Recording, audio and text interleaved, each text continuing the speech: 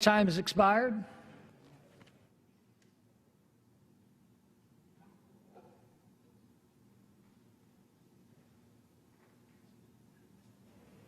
Purposes, the gentleman from California seek recognition. Mr. Speaker, I ask unanimous consent that all members may have 5 legislative days within which to revise and extend their remarks and include extraneous material on the bill H.R. 2262. Without objection. Pursuant to House Resolution 273 and Rule 18, the Chair declares the House in the Committee of the Whole House on the State of the Union for consideration of H.R. 2262. The Chair appoints the gentleman from Louisiana, Mr. Graves, to preside over the Committee of the Whole.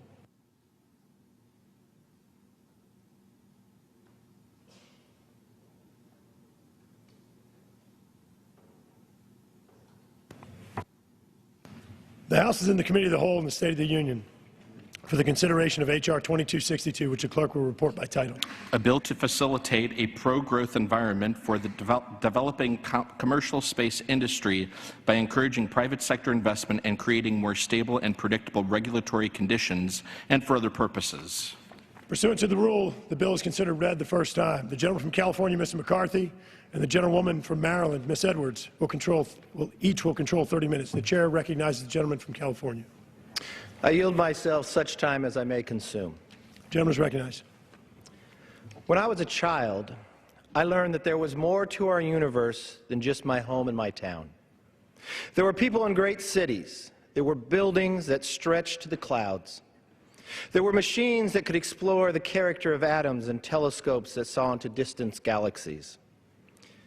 There is so much in the world, and in recent decades, we have grown accustomed to seeing it all.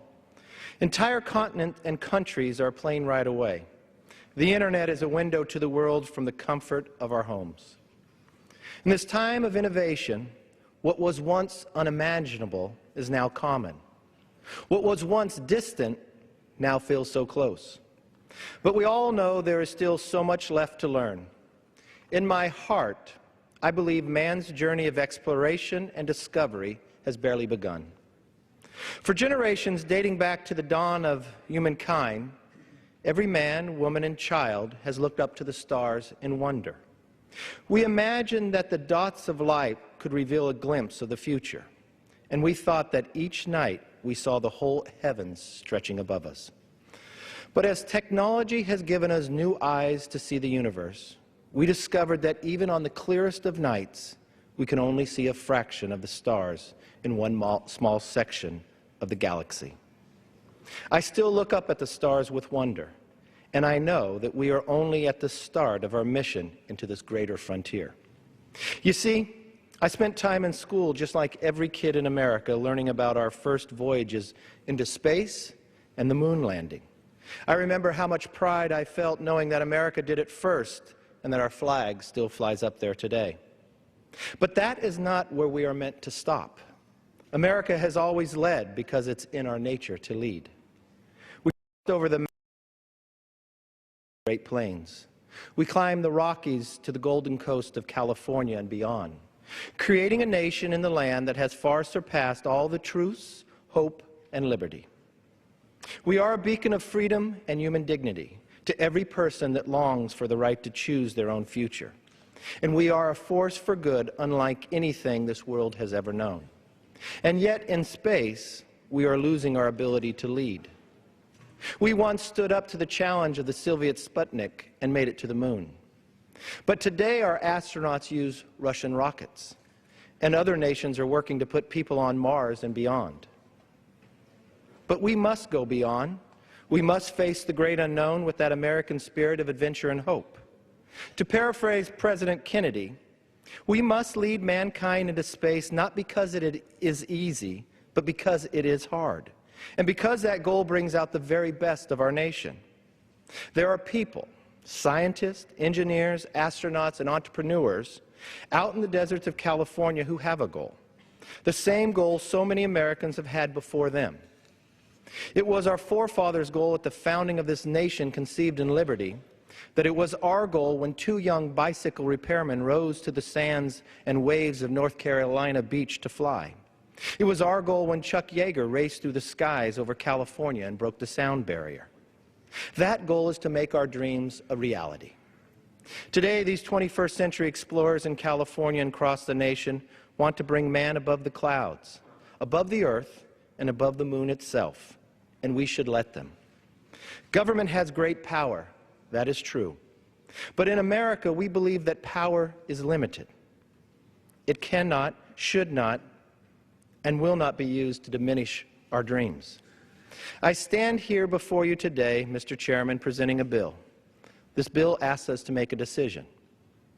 Do we concede our future to one of managed decline, where others lead? Or do we make a future where America and her people guide us in our journey to the stars? I reserve the balance of my time. The gentleman from California reserves. The gentlewoman from Maryland is recognized. Thank you, Mr. Chairman. I yield myself such time as I may consume. I rise in opposition to H.R. 2262, the Space Act of 2015. And I'm actually quite saddened by that. It's not the outcome I'd hoped for. Like the gentleman from California, I share in the enthusiasm and the wonder of space. I would note that the Commerce Justice State Appropriations Committee has just cut $230 million from the President's request for these activities.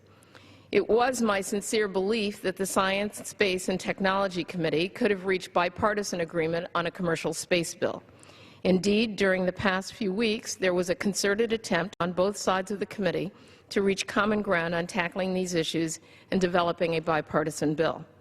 However, with the backdrop of meeting the floor majority's schedule as the top priority, there was insufficient time given to negotiate a compromise before last week's full committee markup. Mr. Chairman, I think most of us on both sides of the aisle share in the excitement and enthusiasm about the commercial space industry, and we want it to succeed. Indeed, hundreds of millions of dollars have been paid by taxpayers into this industry to get it off the ground. American taxpayers have a lot of skin in the game when it comes to the success of commercial space. Since the very beginning, the federal government has supported the private space industry at both the state and federal level with funding, data, and guidance with best practices.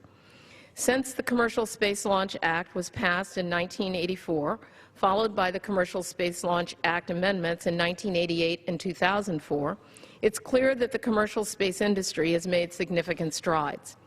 Even in 2004, few would have predicted that NASA would be relying today on commercial space transportation to deliver critical supplies, spare parts, and research material to the International Space Station. Who knows what developments will occur in the commercial space arena in the coming years? What we do know is that it won't be commercial cargo transport, just commercial cargo transported into space. In fact, it will also be people.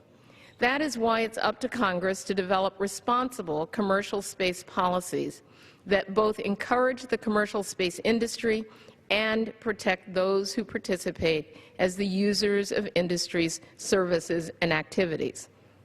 Sadly, this bill just doesn't measure up to that responsibility.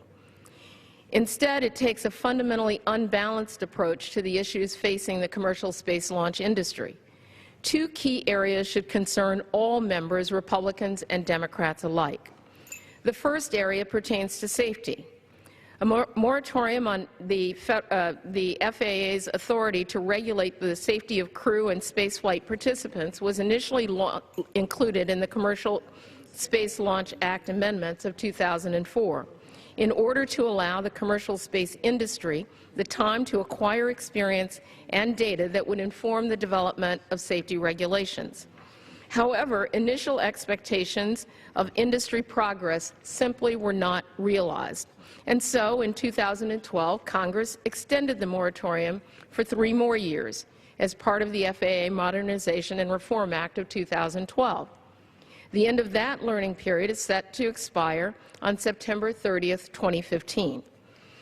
H.R. 2262, the bill in front of us, would indeed extend the learning period to December 2025, a decade-long moratorium on FAA's ability to even start proposing a safety framework. This is very dangerous. It's an unprecedented regulation-free period for a decade for the commercial human spaceflight industry and puts no pressure on the industry to establish industry consensus standards, standards that could potentially be used as self-regulation measures for the industry. In addition to providing the industry with 10 years with no safety regulations, H.R. 2262 negatively affects the rights of individuals on important safety matters by requiring spaceflight passengers to waive liability against launch providers and other parties. What that means is that spaceflight participants have to waive their rights to sue the launch provider and related parties for claims, even if there's negligence involved. Mr. Speaker, H.R. 2262 puts policy in place that favors industry over policy that ensures balanced consideration for those people the industry will serve. That is a position that I and all of my Democratic colleagues on the committee oppose. Another area of concern pertains to space resource utilization, such as asteroid mining. Mr. Speaker, there is merit to positioning ourselves to answer questions associated with space mining, the property rights that accrue from such activities, and the harmonization with our treaty obligations. However, establishing prescriptive policies, as H.R. 2262 would do, is simply premature. To preclude the proverbial placement of the cart before the horse, it would be prudent to establish an interagency review to help identify appropriate roles and responsibilities and a proposed organizational structure for the federal government's oversight and licensing of commercial space resource exploration and utilization. And it would also be prudent, Mr. Chair, to hold hearings on these issues and on this legislation, as well as to have a subcommittee markup, what we sometimes refer to as regular order. H.R. 2262 skips these steps. Proponents of the space resource utilization provisions in H.R. 2262 argue that the range of issues has been adequately vetted and reviewed by the executive branch. It is my understanding that while several individuals in the executive branch have offered technical drafting comments in response to queries about the bill, no federal agency has taken a position on the bill. Indeed, the administration says, and I quote, "While the administration strongly supports the bill's efforts to facilitate innovative new space activities by U.S. companies, such as the commercial exploration and utilization of space resources to meet national needs, the administration is concerned about the ability of U.S. companies to move forward with these initiatives absent additional authority to ensure continuing supervision of these initiatives by the U.S. government as required by the Outer Space Treaty," end quote. In addition to those concerns, we've received a number of letters from legal scholars, consumer interest groups, and attorneys who've raised concerns over or are opposed to H.R. 2262 as written. I'm submitting for the record letters from Professor Joanne Grabinowitz, Director of the National Remote Sensing and Space Law Center, the American Association for Justice, the Center for Justice and Democracy, Consumer Watchdog, the National Consumers League, the Network of Environmental and Economic Responsibility of the United Church of Christ, Protect All Children's Environment, and Public Citizen. In closing, Mr. Chairman, H.R. 2262 is an unbalanced bill that simply doesn't adequately protect the public's interest, whether in matters pertaining to the safety of the general public or in matters pertaining to the safety of the future consumers and customers of the industry. And it incorporates prescriptive provisions on the space resource utilization that are indeed premature. I urge my fellow members to oppose H.R. 2262, and I reserve the balance of my time. The gentlewoman from Maryland reserves, the gentleman from California. Mr. Chairman, this bill that comes before us today took some time in drafting. Over 4 hearings, in a bipartisan manner, this committee reached out to the minority in October of last year, gave them a draft of the bill. Unfortunately, Mr. Chairman, the minority party did not come back for 5 months. But we wanted to make clear that everybody understood the bill. We also want to make clear that people didn't make misstatements, because In this bill, the section provides FAA's ability to regulate commercial human spaceflight in order to protect the uninvolved public, national security, public health and safety, safety of property, and foreign policy. It also preserves FAA's ability to regulate spaceflight participant and crew safety as a result of an accident or unplanned event. And Mr. Chairman, the man who has led this committee in a bipartisan manner, Mr. Chairman, I want to yield 4 minutes to the gentleman from Texas, Chairman Smith. Gentleman from Texas. Mr. Chairman, I thank the gentleman from California for yielding, and our thanks go to the Majority Leader, Kevin McCarthy, for introducing such an important piece of legislation. In fact, we have made him an honorary member of the Science, Space, and Technology Committee.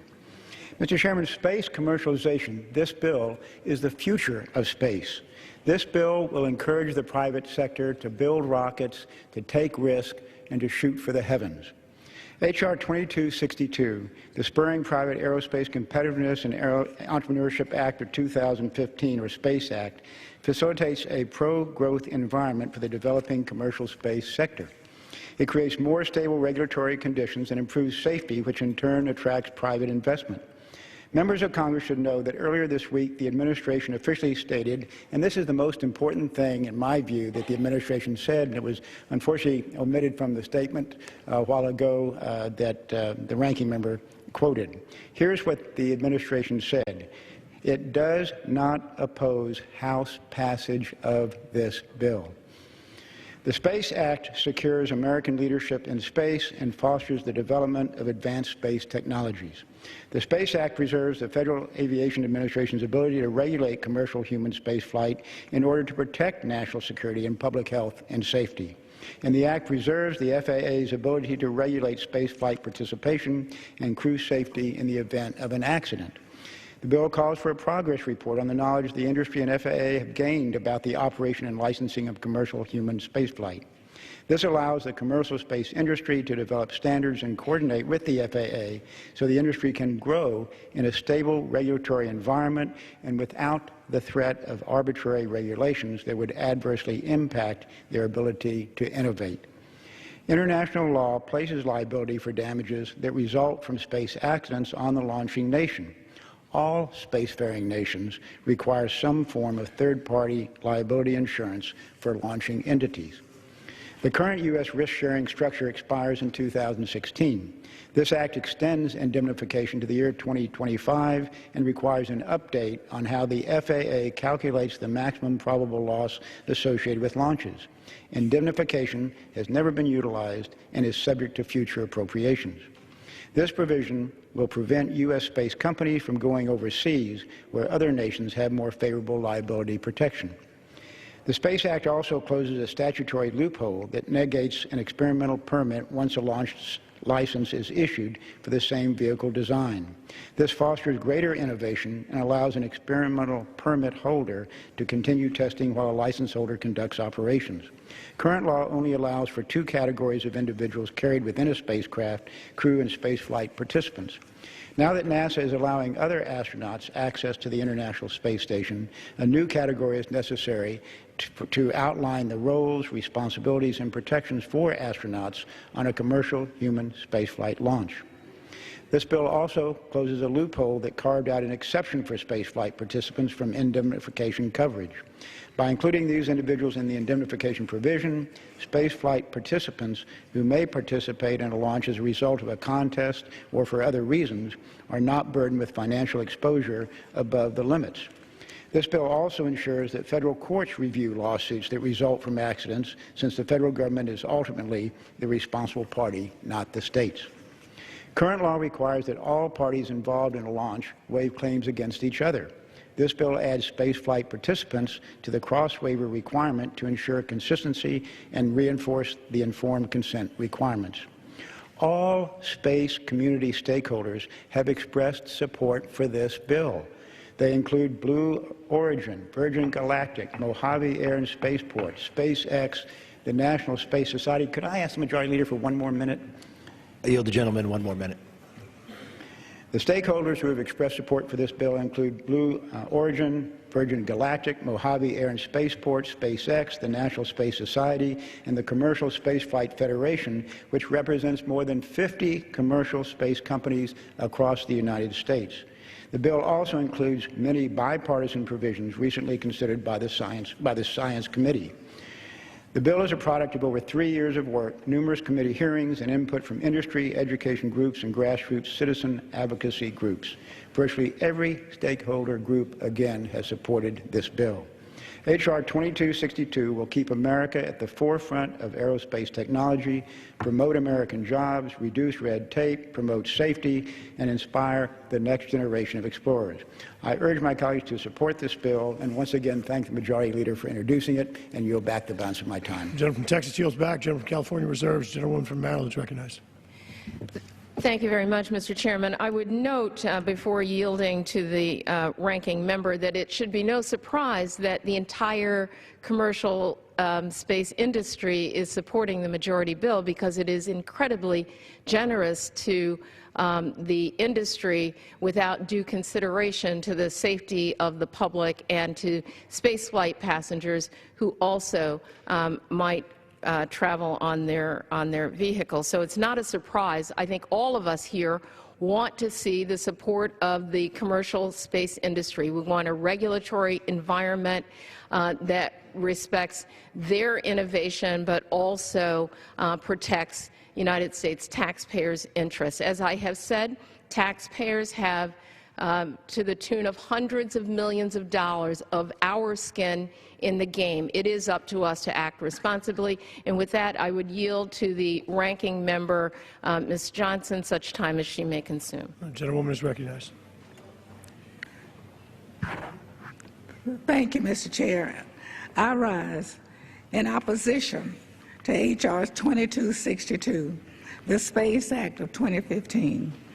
This bill amends the Commercial Space Launch Act, which is one of the seminal achievements of this committee.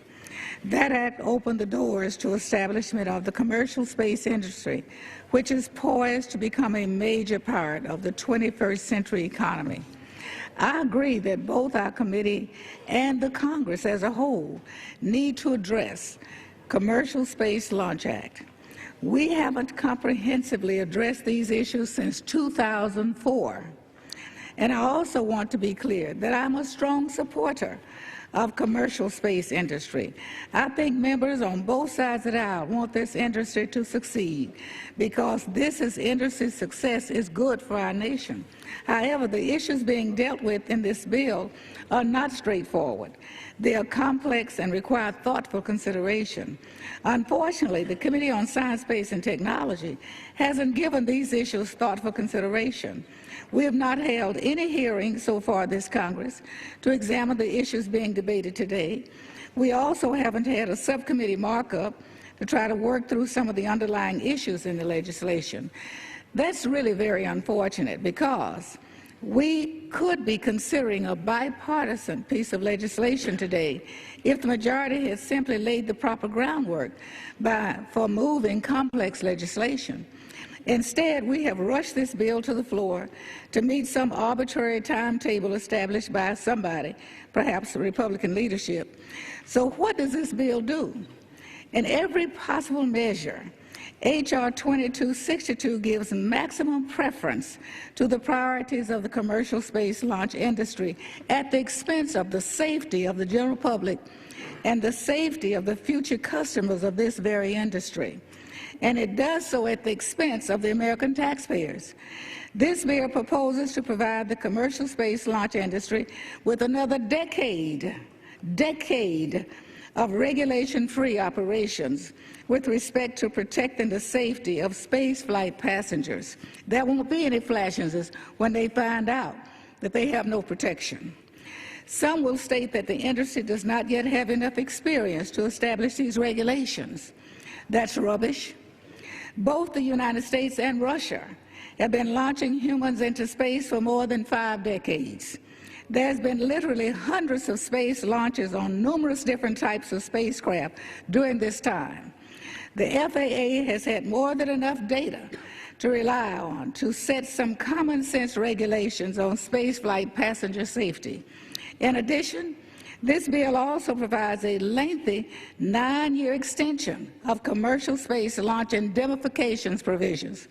Congress has extended these provisions many times since they were originally crafted in 1988. Since 1988, the liability exposure of the U.S. government under this regime has grown each and every year. What began as an approximately $1 billion backup for the industry has now grown to more than $2.5 billion. And this will continue to grow for 9 more years under this bill. I think this is something that deserves a little more attention. Generally, as an industry matures, you would think their reliance on the U.S. government for subsidies would decrease rather than increase. Finally, this bill takes steps into the uncharted waters involving space property rights. I'm not against asteroid mining or space resource utilization. Those activities will come in time. However, I am for getting any legislation that addresses these areas right. We are not at all close to resolving the many unanswered questions and issues concerning space resource utilization and property rights. At the single hearing the majority held on this topic last Congress, several of the invited witnesses expressed their view that there were many unsettled issues with the majority's draft legislation. Moving this legislation without really ever addressing these issues is, I believe, negligence on the part of the Congress. Some on the other side of the aisle may point to the fact that the administration's statement of administration policy did not include a veto threat against this bill.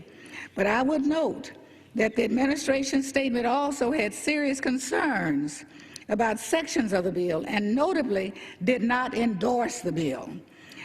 With respect to the asteroid mining provisions, the statement noted, and I quote, "The administration is concerned about the ability of U.S. companies to move forward with these initiatives absent additional authority to ensure continuing supervision of these initiatives by the U.S. government as required by the Outer Space Treaty. Ms. Edwards will be offering an amendment in the nature of a substitute that I will speak one more time later. It may not have everything that industry desires.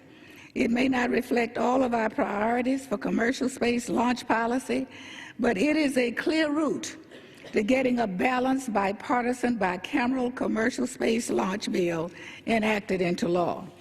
Because ultimately, that is what we are trying to do, is get a bicameral agreement. We can argue over differences, or we can just join together to pass bipartisan, bicameral commercial space legislation. I urge my colleagues to oppose H.R. 2262 in its present form and instead take a bipartisan approach to enacting commercial space launch legislation. I thank you and yield back the balance of my time. The gentlewoman from Texas yields back. Gentlewoman from Maryland reserves. The gentleman from California. Yeah, Mr. Chairman, before I yield, I do want to note it. 1969, what all America felt when they watched American make a step on the moon. On American rocket and American ingenuity. Unfortunately, today, we pay Russia for an astronaut from America to ride on their rockets. Some may be content with that, but, Mr. Chairman, I am not. That's why this bill today allows us to have some change and growth to make that happen. Mr. Chairman, I yield 3 minutes to the gentleman for Illinois, Mr. Holtgren. The gentleman from Illinois is recognized for 3 minutes. Thank you, Mr. Chairman. I want to take a moment to thank the sponsor of this bill, Majority Leader McCarthy, for his great work. This is very important. I also want to thank our great chairman, Lamar Smith, who has had an unprecedented week in the House of Representatives of passing bills of innovation, advancing science, and congratulations to him as well. The space industry represents hundreds of billions of dollars in economic investment and thousands of jobs across the United States. But it's not just large companies. Kane Tubular, a small, multi-generational, family-owned business in my district, is doing the innovative work necessary for safe, weld-free condensing coils for the next generation of rocket engines. Scott Forge is another business in my district working under an amazing employee ownership model that is forging the heavy metal parts and casings for multiple launch systems throughout the supply chain. The space industry is an engine of economic growth throughout the country, and our ability to do this right is vitally necessary to maintain American competitiveness as other nations begin to catch up. This is why I rise today to urge my colleagues to support H.R. 2262, the Spurring Private Aerospace Competitiveness and Entrepreneurship Act of 2015. The Space Act facilitates a pro-growth environment for the commercial space sector. It fosters a safety framework that will protect the American public while encouraging the development of new space technologies. This will ensure America's exceptional role is maintained as the most innovative nation in the world. This legislation also extends the current risk-sharing structure set to expire next year and requires an update on how the FAA calculates maximum probable loss associated with potential spaceflight accidents. This ensures that the U.S. space companies won't be forced to go overseas to compete. The Space Act also establishes a legal framework for government property rights of resources obtained from asteroids, giving U.S. companies the legal assurance they need to invest in and develop in situ space resource exploration and utilization technologies. The successful exploration and use of in situ asteroid resources is an important step in humanity's development and is in the national interest of the United States. The Space Act helps develop the commercial space industry, ensures commercial space lawsuits are treated fairly, and allows the commercial space industry to grow like never before. For these reasons, I strongly recommend my colleagues support commercial space with a vote for the Space Act of 2015. With that, I yield back the balance of my time. The gentleman yields back. The gentlewoman from Maryland. Mr. Chair, may I inquire as to how much time each side has remaining? The gentlewoman from Maryland has 14 minutes remaining, and the gentleman from California has 17 minutes remaining. Thank you. Mr. Chairman, I just want to, for the record, because I think it's important for the American people that we don't mix apples and oranges. The Bush administration actually canceled the program that would have enabled us to make sure that we have American rockets, vehicles going to the space station. And in the interim period, those requests have been severely underfunded. And so I think it's important for us to put into perspective what is happening in the space industry. Now, I, as somebody who long ago worked in the industry, worked at NASA, understand the importance of investing in science and research and funding the activities of NASA and supporting the industry. I also understand that we have put, this Congress, in fact, has placed burdens on both on the industry and on the agency to perform without putting the money to do that. I would note that this Space Act doesn't have any money that goes with it. And in fact, on the appropriations side, as I stated earlier, $230 million has actually been cut from the President's request. And so with that, I will yield just 1 minute to my colleague, the ranking member from Texas. The gentlewoman from Texas recognized for 1 minute. Thank you very much, Mr. Chairman. I simply wanted to respond to the statement that we have to rely on Russia. We're relying on Russia because we won't pay for it in this country, but we're willing to allow a private commercial spaceship to fly at the expense of the government and at the risk of every person who would hire a trip. We are paying them to take supplies to the space station because we refuse to fund space station flight for human flight from this country. Thank you, and I yield back. The gentlewoman yields back. The gentlewoman from Maryland reserves the gentleman from California. Mr. Chairman, today we pay Russia $70 million for one astronaut to go to the International Space Station. As commercial space begins to grow, we've watched others get into the market. SpaceX says they could do it for much less. That's what this bill talks about, allowing the commercial space others to join in. I don't think all the answers come from Washington. I think government should be limited, but we should not limit our ability to grow. And why should we complain if we can use private sector money to even increase our capabilities to go higher into space. Now, Mr. Chairman, the next person I'm going to yield to knows a great deal about this. He represents Aerospace Corridor. He comes from a family that's renowned in the development of space in America. Mr. Chairman, I yield 2 minutes to the gentleman from California, the son of Mr. Pete Knight, who is still holds the record for the fastest man on Earth in an X-15. Congressman, Mr. Knight.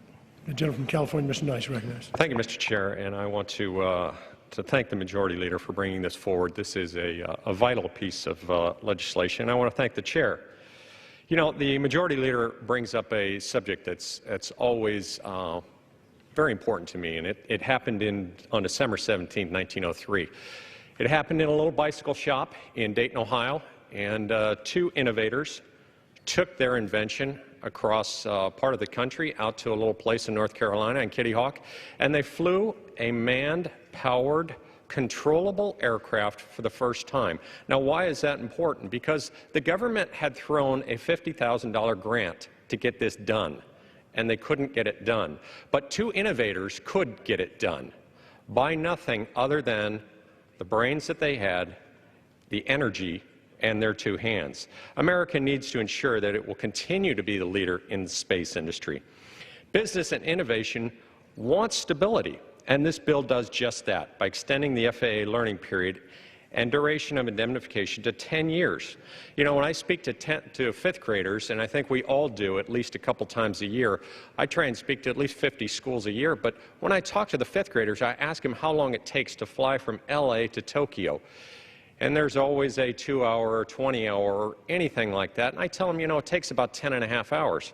I said, but in your lifetime, it's going to take about an hour and a half. And they said, well, that's great.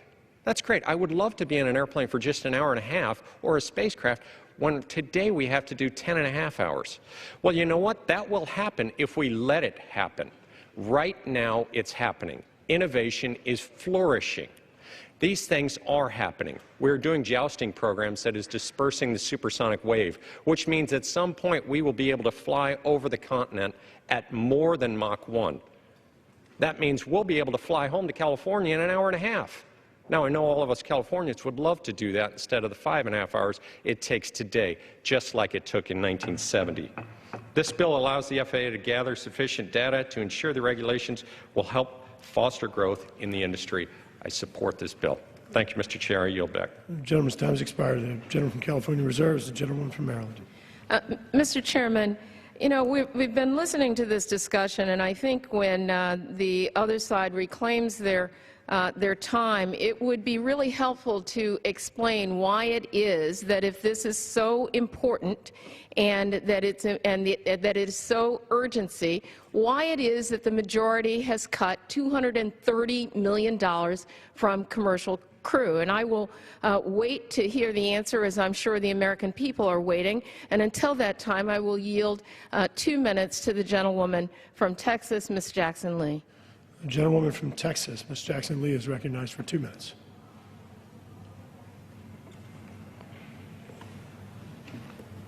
I thank the chairman. I thank the gentlelady. I thank the managers of this bill, including the majority leader. And I just want to say that I come from Space City. Houston, Texas has as its motto, its defining moment, besides railroads, it's Space City. I served 12 years on the Science Committee, and I had a strong commitment and continue to have a strong commitment to human space exploration, in particular the research that is garnered out of that mighty effort. I've traveled to most of the NASA centers across the nation, and I've seen outstanding researchers.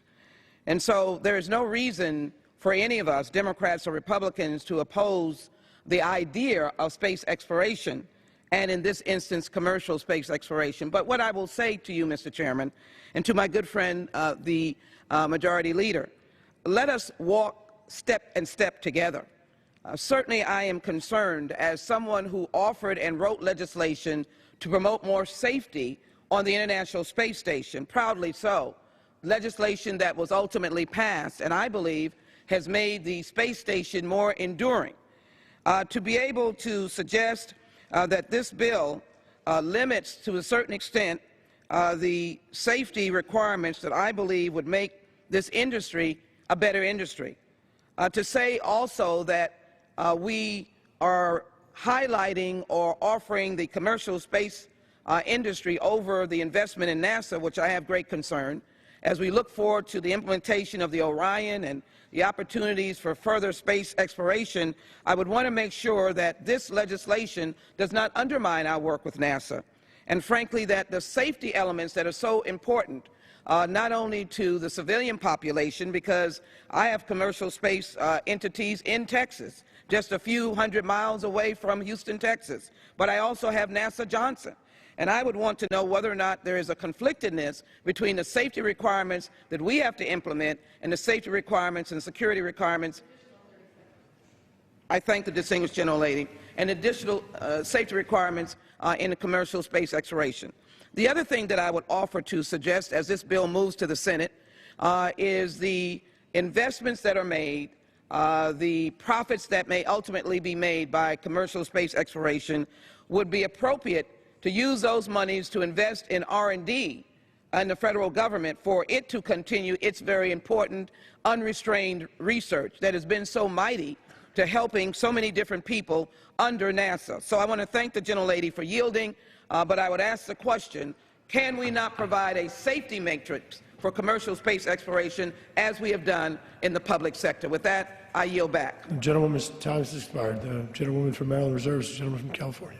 Mr. Chairman, I yield 2 minutes to the distinguished gentleman for Texas, Mr. Babin. The gentleman from Texas recognized for 2 minutes. Yes, sir. Thank you, Mr. Chairman. Thank you very much. Several weeks ago, we passed a NASA authorization bill that returns NASA to its core mission, human spaceflight. The bill before us, H.R. 2262, builds on that good work.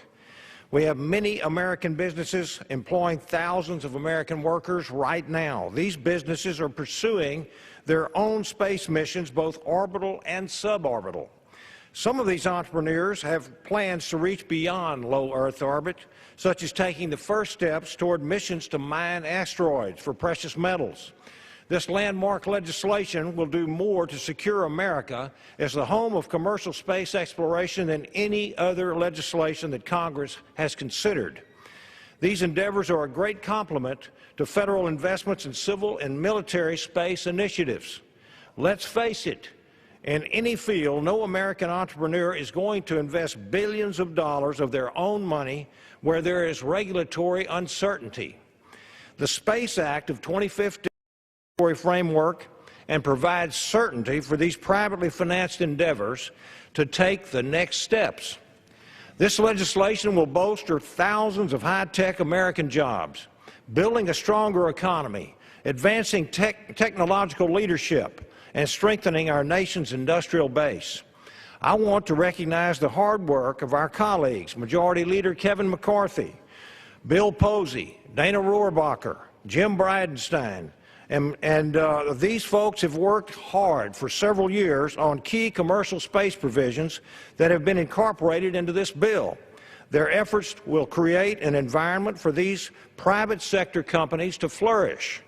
I'd also like to thank our chairman, Lamar Smith, and Space Subcommittee Chair Stephen Palazzo for their leadership in moving this legislation through the committee and in bringing it to the House floor. America has always prospered because we have not stood in the way of visionaries, but rather we have found a way to enable them to take a chance and succeed on their own. I yield the gentleman additional 30 seconds. Thank you. A vote for this bill is a vote to ignite the flame of commercial space and propel the American entrepreneurial spirit beyond our world and into the final frontier of space. Passing this bill tells the world that America is the home for commercial space. Thank you, Mr. Chair, and I'll yield back the balance of my time. Gentleman from Texas yields back. Gentleman from California reserves. Gentleman from Maryland. Thank you, Mr. Chairman. I just want to be really clear with the American people, because I think sometimes we talk about the commercial space industry as though it exists on its own. And in fact, it exists because the federal government and federal taxpayers have been incredibly generous for this innovative, creative, and growing industry. And it's because as taxpayers, Mr. Chairman, we support the industry. $3 billion alone in inflation-adjusted dollars go as a backstop for indemnification in case there is an accident or whatever. $3 billion, that's backstop by the federal taxpayer. Billions of dollars have gone into the development as the industry has grown. Indeed, some projections say that 9 of every 10 dollars that has gone into the development has actually come from the American taxpayer. Hundreds of millions of dollars support the infrastructure, the launch facilities that are maintained for the industry. And who knows, countless dollars from state tax credits on down the line. And so it would be really inaccurate to say that any of us, Republicans or Democrats or any American taxpayer, does not support the commercial space industry. We want it to be safe. We want to make sure that liability is taken care of. We want to make sure that, in fact, the skin in the game of the taxpayers is met with responsible public policy. And to correct the record, it's $243 million that the Republican majority has actually cut from commercial crew. And so, again, I would say if you support the industry, then please explain why it is that you've also supported a cut to the very thing that would continue to grow the industry. And with that, I would yield. The gentlelady reserves. I reserve. The gentlelady reserves. The gentleman from California is recognized. Mr. Chairman, may I inquire about how much time remaining? The gentleman has 11.5 minutes. The gentlelady from Maryland has 7 minutes remaining. Mr. Chairman, I yield 3 minutes to the distinguished gentleman from California, Mr. Rohrabacher. The gentleman from California is recognized for 3 minutes. Yes, I'd like to submit for the record a letter from the Commercial Space Federation, basically in comment to my colleague from Maryland's comments about safety and taking great exception to what she has said about safety today. The request will be covered in general. Let me note that the commercial space industry has not cost us taxpayers money. The commercial space industry has generated billions and billions of dollars worth of income to honest citizens who then pay their taxes, who they wouldn't have jobs otherwise, not to mention, of course, the billions of dollars the commercial space industry has saved us simply by doing a more efficient job at launching satellites, at supplying the space station than could be done by the public sector, by NASA and other government employees. H.R. 2262, the Space Act of 2015, builds on the House Science, Space, and Technology bipartisan tradition of promoting economic growth in America. Today, we're talking about that economic growth in terms of an emerging new entrepreneurial industry that is tremendously beneficial to the bottom line of America. The billions of dollars that it is creating with a new, innovative approach to an industry occupied that goes into space in order to accomplish its missions. The Space Act of 2015 specifically continues the streamlined regulatory regime that Congress put in place for commercial human space flight just a decade ago in the Commercial Space Launch Amendments Act of 2004. I am proud to have been the one who authored that legislation and which passed in Congress with bipartisan support.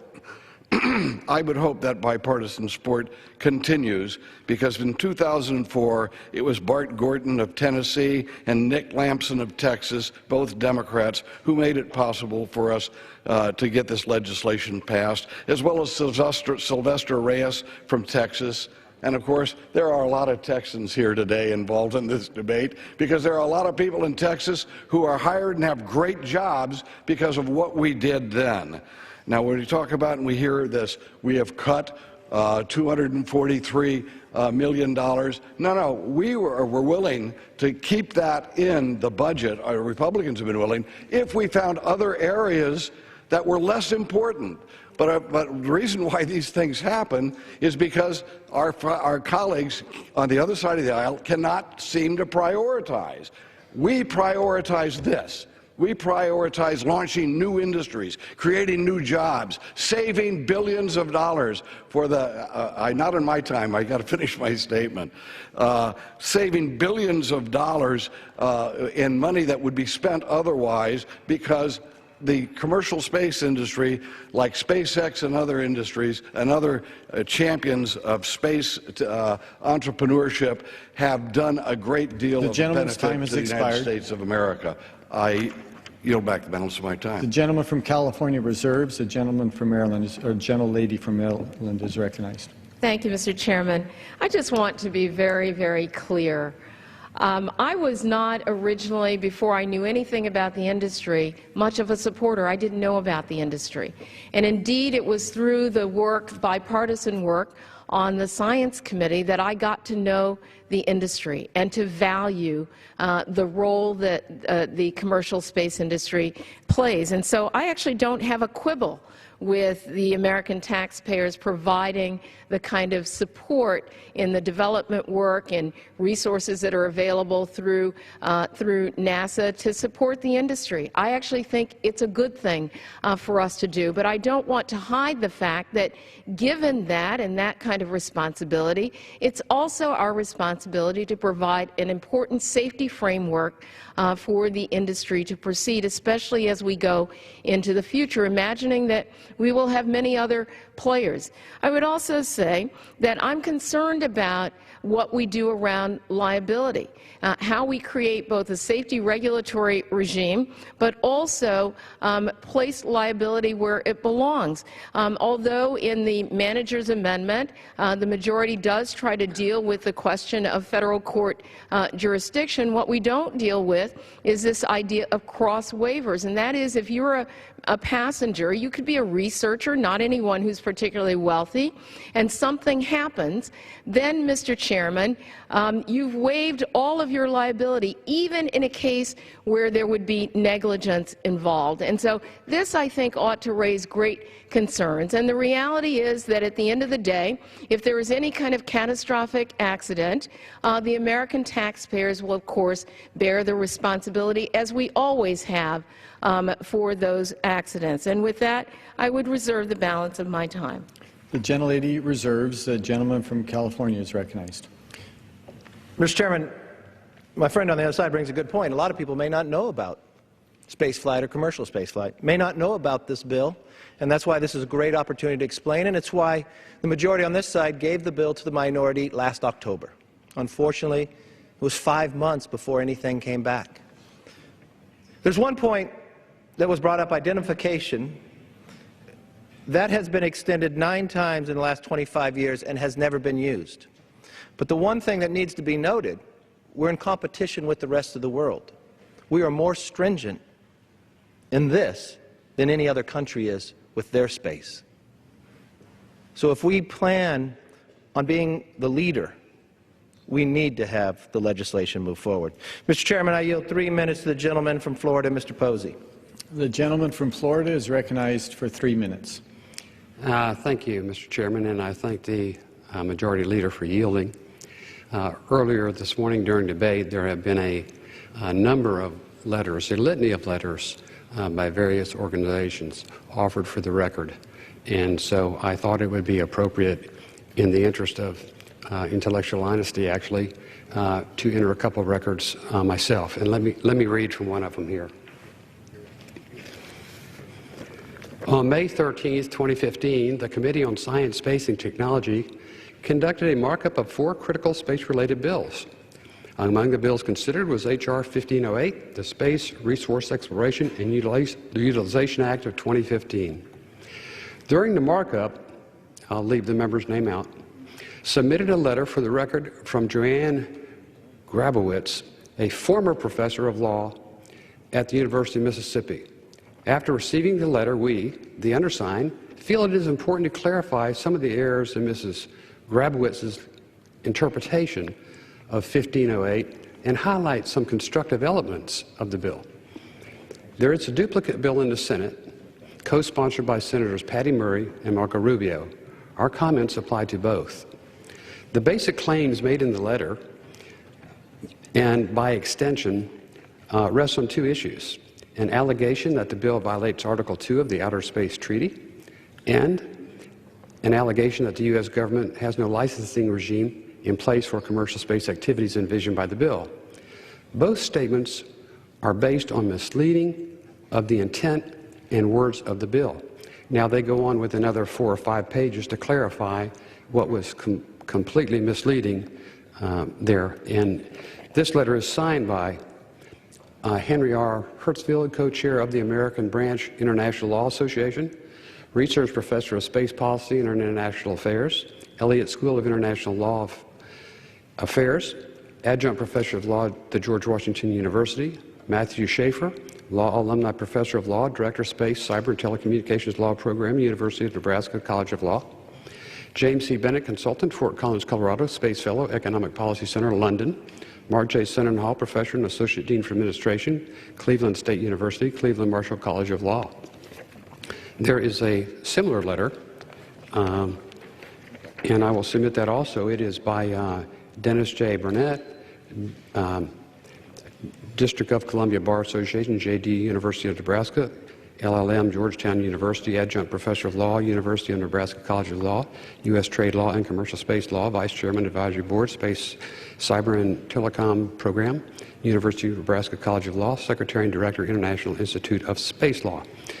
I think that clearly they reflect there's been some misleading information put forth in objecting to this bill, and urge my colleagues to take that into consideration and vote favorably for this badly needed historic and constructive legislation to make America's space program and commercial space industry much better. Thank you, Mr. Chairman. I yield back. The gentleman's time has expired. The gentleman from California reserves, and the gentlelady from Maryland is recognized. Just for the record, I would note that the letters that have been submitted by the majority are interesting. I would note that one of the authors, in fact, is paid by one of the companies that is involved in this legislation. So we should take that into consideration. I also want to point out that with respect to indemnification, again, the United States in today's dollars bears the responsibility for about $3 billion in indemnification should there be an accident. And then lastly, of course, it's really important for us to understand that these liability concerns are not small potatoes, and in fact the Judiciary Committee should have taken a look at this when you come to looking at federal court jurisdiction. We should have had additional hearings on this when it comes to looking at the impact on international treaties. We haven't had any hearings in that regard, and so I just think we ought to proceed more responsibly, and with that I reserve the balance of my time. The gentlelady reserves, and the gentleman from California is recognized. Mr. Chairman, I yield 2 minutes to the gentleman for Oklahoma, Mr. Lucas. The gentleman from Oklahoma is recognized for 2 minutes. No. I said Mr. Thank you, Mr. Speaker. I rise today to support H.R. 2262, the Spurring Private Aerospace Competitiveness and Entrepreneurship Act of 2015, or the Space Act. Since 2004, Congress last amended the Commercial Space Launch Act. Commercial space companies have made significant contributions to space technology development and helped to strengthen the American leadership in space. Congress must keep up with the changes in the industry, and the CSLA needs to be updated to ensure that the space sector can flourish in the years to come. Currently, all major spacefaring nations require some form of third-party liability insurance for launching satellites, or entities, I should say. The indemnity regime of the CSLA expires next year. The Act would extend indemnification until 2025 in order to prevent U.S. launches from going overseas and taking high-tech American jobs with them. In a letter praising the extension of the indemnification, Tom Stropp, president of the Satellite Industry Association, wisely stated that the Act is an important step in maintaining U.S. innovation and leadership in satellite launch, and one that promotes overall access to space.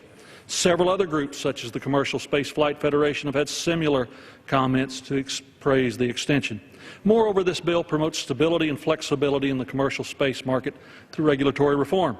By extending the learning period to 2025, the Federal Aviation Administration industry will have more time to collect information and develop a safety framework for commercial space flight. This will ensure that the growing commercial space market will not be overburdened with uninformed regulations.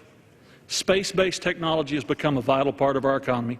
Americans rely on it every day, from GPS to weather forecasting to land remote sensing in everything we do. The Space Act gives the private sector a chance to expand this growing portion of our economy by allowing commercial spaceflight companies to take passengers to and from space, and by setting the groundwork for a comprehensive safety framework that will guide future spacefaring activities. Now's not the time to turn our backs on the innovators and the entrepreneurs who have made this nation great.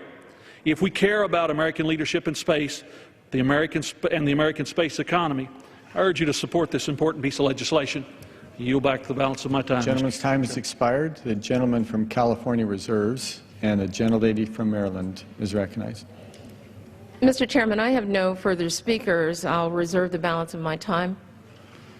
The gentlelady reserves, and again, the gentleman from California is recognized. Mr. Chairman, I have no further speakers either. I'm prepared to close after the gentlelady. The gentlelady from Maryland is recognized. Thank you, Mr. Chair. I rise here today because I said in my opening remarks that I think that most of us on both sides of the aisle share the excitement about the commercial space industry, and we do indeed want it to succeed. And we all work for the taxpayers, and the American taxpayer, as I've stated, has a vested interest in the commercial space industry because we have laid out hundreds of millions of dollars, billions of dollars to support it. Mr. Chairman, the Senate yesterday marked up a bipartisan compromise bill with very few changes to it. On the other hand, this bill, if it passes the House unchanged, is going to be dead in the water. But if we pass the substitute that we're considering later on, that I offer later today, we'll have a great chance to do some real lawmaking. It will not have addressed all of the industry concerns. It will not have done anything to get in the way of the advance of commercial space. And so I urge my fellow members to support a bipartisan process that began over in the Senate, vote for the substitute amendment later on, and to say, you know, we can start fresh here, not with something that just disadvantages consumers and taxpayers, and try to be on the same page when it comes to the strong support that I think each side feels with respect to the commercial space industry. And with that, I yield the balance of my time. The gentlelady yields, and the gentleman from California is recognized. Mr. Chairman, I yield myself such time that I may consume. The gentleman is recognized. Mr. Chairman, I have one question for everyone here. Do you believe America is exceptional? 54 years ago, President Kennedy spoke to a joint session of Congress in this very chamber, and he set forth an astounding goal: to put an American on the moon before the end of the decade. Many doubted our ability to do that, but like America has done throughout our history, we proved them wrong. So, on July 20th, 1969, Neil Armstrong took one small step and changed the course of history. You see, President Kennedy's vision is part of America's fundamental character. We are pioneers. We always move forward. We never back down from a challenge. And beating the odds is in our DNA. This was the case for our very founding. We brought forth a new nation in pursuit of a more perfect union. With the winds of freedoms at our back, we headed west to uncharted lands, relying on the same spirit of adventure that endures the Central Valley of California to this day. We watched two bicycle repairmen flew above the sand and waves on a beach in North Carolina, not because of government grants or Washington connections. but because they had the audacity to make a dream a reality. And today, in dorm room startups and tech entrepreneurs are connecting our entire world, paving the way till tomorrow. The world looks to America because we give them a reason to look to us. We show them a vision of the future, and we deliver. But we can't take our global leadership in innovation for granted. Today, we pay Russia $70 million for one seat on their rocket. Right now, there's a new generation of pioneers. They want to embark on the next stage of space exploration, and we should not hold them back. The truth is, Washington never comes up with the next big idea, but we can support those innovators who do and create the best environment possible for them to succeed. You know, Steve Jobs, one of America's great innovators, once said, "Innovation distinguishes between a leader and a follower." That is true for people and for a country. Those words carry special meaning for everyone who ever dared to venture off the beaten path. It means something to the small business owners working at their kitchen tables and the inventors tinkering in the dorm rooms and garages. It means something to every kid who ever dreamed of space and who still dreams of leading us in a journey to the stars. So for all American pioneers, those who will lead our nation through the 21st century, I again ask, do you believe America is exceptional? Because I do. I yield back the balance of my time. The gentleman yields back. All time for general debate has expired. Pursuant to the rule, the bill shall be considered for amendment under the 5-minute rule. In lieu of the amendment, the nature of a substitute recommended by the Committee on Science, Space, and Technology, printed in the bill, it shall be in order to consider as an original bill for the purpose of amendment under the 5-minute rule, an amendment in the nature of a substitute consisting of the text of Rules Committee Print 114-17. That amendment in the nature of a substitute shall be considered as read. No amendment to the amendment in the nature of a substitute shall be in order except those printed in Part A of House Report 114-127. Each such amendment may be offered only in order printed in the report by a member designated in the report and shall be considered read, shall be debatable for the time specified in the report, equally divided and controlled by the proponent and an opponent, shall not be subject to amendment, and shall not be subject to a demand for division of the question. It is now in order to consider amendment number 1 printed in Part A of House Report 114-27. For what purpose does the gentleman from Texas seek recognition? Mr. Chairman, I have an amendment made in order under the rule. The clerk will designate the amendment. Amendment number 1, printed in Part A of House Report number 114-127, offered by Mr. Smith of Texas. Pursuant to House Resolution 273, the gentleman from Texas, Mr. Smith, and a member opposed, each will control 5 minutes. The chair recognizes the gentleman from Texas. Mr. Chairman, this amendment contains minor corrections to the underlying bill and is generally technical in nature. The amendment provides clarity to some of the reports in the bill on the learning period, orbital traffic management, commercial remote sensing, and the inclusion of classified annexes. Additionally, this amendment ensures that federal courts handling legal disputes will look to substantive state law to resolve claims that arise from a federally licensed launch. Finally, this amendment includes a reporting requirement from the Government Accounting Office about the inclusion of state and municipal launch facilities in the indemnification regime. This technical amendment will improve the clarity of multiple sections of the bill and ensure continued support for the growing commercial space industry. I urge my colleagues to support the amendment, reserve the balance of my time. The gentleman reserves. For what purpose does the gentlelady from Maryland seek recognition? Mr. Chairman, I rise to claim time in opposition to the amendment, although I do not oppose the amendment. Without objection, the gentlelady is recognized for 5 minutes. Mr. Chairman, I yield myself such time as I may consume. The amendment partially addresses concerns that we've had with the federal jurisdiction provision in H.R. 2262. Maintaining, quote, under federal law, end quote, would have resulted in eliminating the rights of individuals to bring almost any type of legal action against companies related to commercial spaceflight accidents due to the lack of any applicable federal law. I'd also like to highlight another change in the manager's amendment that goes beyond a technical remedy or a simple clarification. The amendment adds a requirement for the Secretary of Commerce to provide an annual report on its review of applications for licenses for commercial remote sensing. The manager's amendment now makes accommodation for the inclusion of classified annexes as necessary.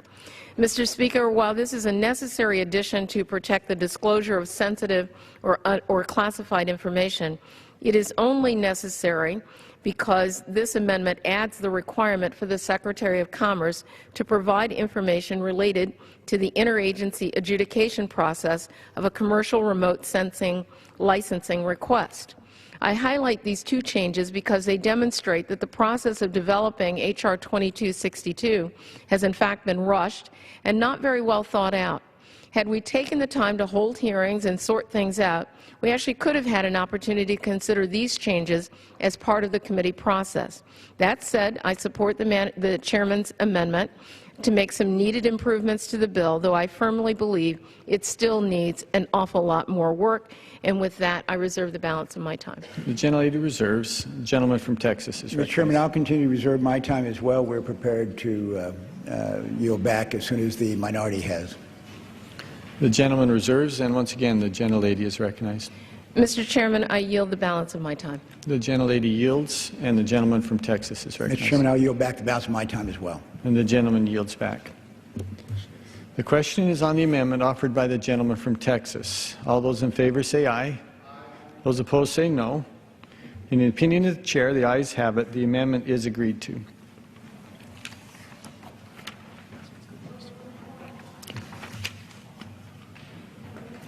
It is now in order to consider Amendment Number 2, printed in Part A of House Report 114-127. For what purpose does the gentleman from Arizona seek recognition? I have thank you, Mr. Chairman, and I have an amendment at the desk. The clerk will designate the amendment. Amendment Number 2, printed in Part A of House Report Number 114-127, offered by Mr. Grijalva of Arizona. Pursuant to House Resolution 273, the gentleman from Arizona, Mr. Grijalva, and a member opposed, each will control 5 minutes. The chair recognizes the gentleman from Arizona. Thank you very much, Mr. Chairman, and today I rise to offer an amendment to support and facilitate innovation in this cutting-edge American enterprises. My amendment will expand the eligibility for experimental permits for reusable rockets to include reusable launch vehicles. Experimental permits currently have 3 uses: the research and development of new test designs, concept equipment, or operating techniques; to show compliance with requirements as part of the process for obtaining a license, or to train crews before they receive a license for launch or reentry. However, FAA currently does not have the ability to grant experimental permits for launch vehicles. Under current law, they are restricted to granting permits for reusable suborbital rockets. They can require industry and the federal government to go to extraordinary lengths to find ways to conduct tests. In some cases, there is no alternative for testing. Expanding access to these permits will help innovators develop new and important technologies right here in America. These permits will create new opportunities for American businesses and will help harness the tremendous potential of our space exploration industry. I want at the end to thank Chairman Lamar Smith, Ranking Member Eddie Bernice Johnson for their staff assistance with this amendment, and I yield back the balance of my time. I have no other speakers. The gentleman yields back, and for what purpose does the gentleman from Texas seek recognition? Mr. Chairman, I claim the time in opposition to the amendment, though I don't oppose the amendment. Without objection, the gentleman is recognized. Okay. Mr. Chairman, this amendment ensures that the commercial space industry is not pigeonholed into specific vehicle designs. By allowing different types of vehicles to be included in the launch license flexibility regime, we will allow the industry to grow, innovate, and continue to improve safety designs. This amendment is reasonable and consistent with the spirit of the license flexibility provision of the underlying bill, so I support the gentleman's amendment and yield back the balance of my time as well. The gentleman yields back. The question is on the amendment offered by the gentleman from Arizona. Those in favor say aye. Those opposed say no.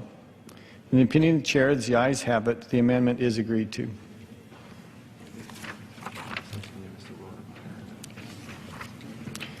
It is now in order to consider Amendment Number 3, printed in Part A of House Report 114-127. For what purpose does the gentleman from California seek recognition? I have an amendment at the desk. The clerk will designate the amendment. Amendment Number 3, printed in Part A of House Report Number 114-127, offered by Mr. Rohrbacher of California.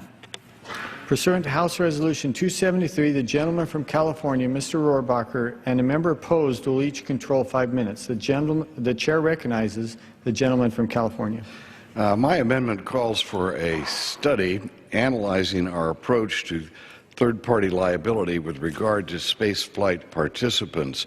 The study will identify issues like options to address those issues, consequences of those options, and potential costs of the federal government for each option.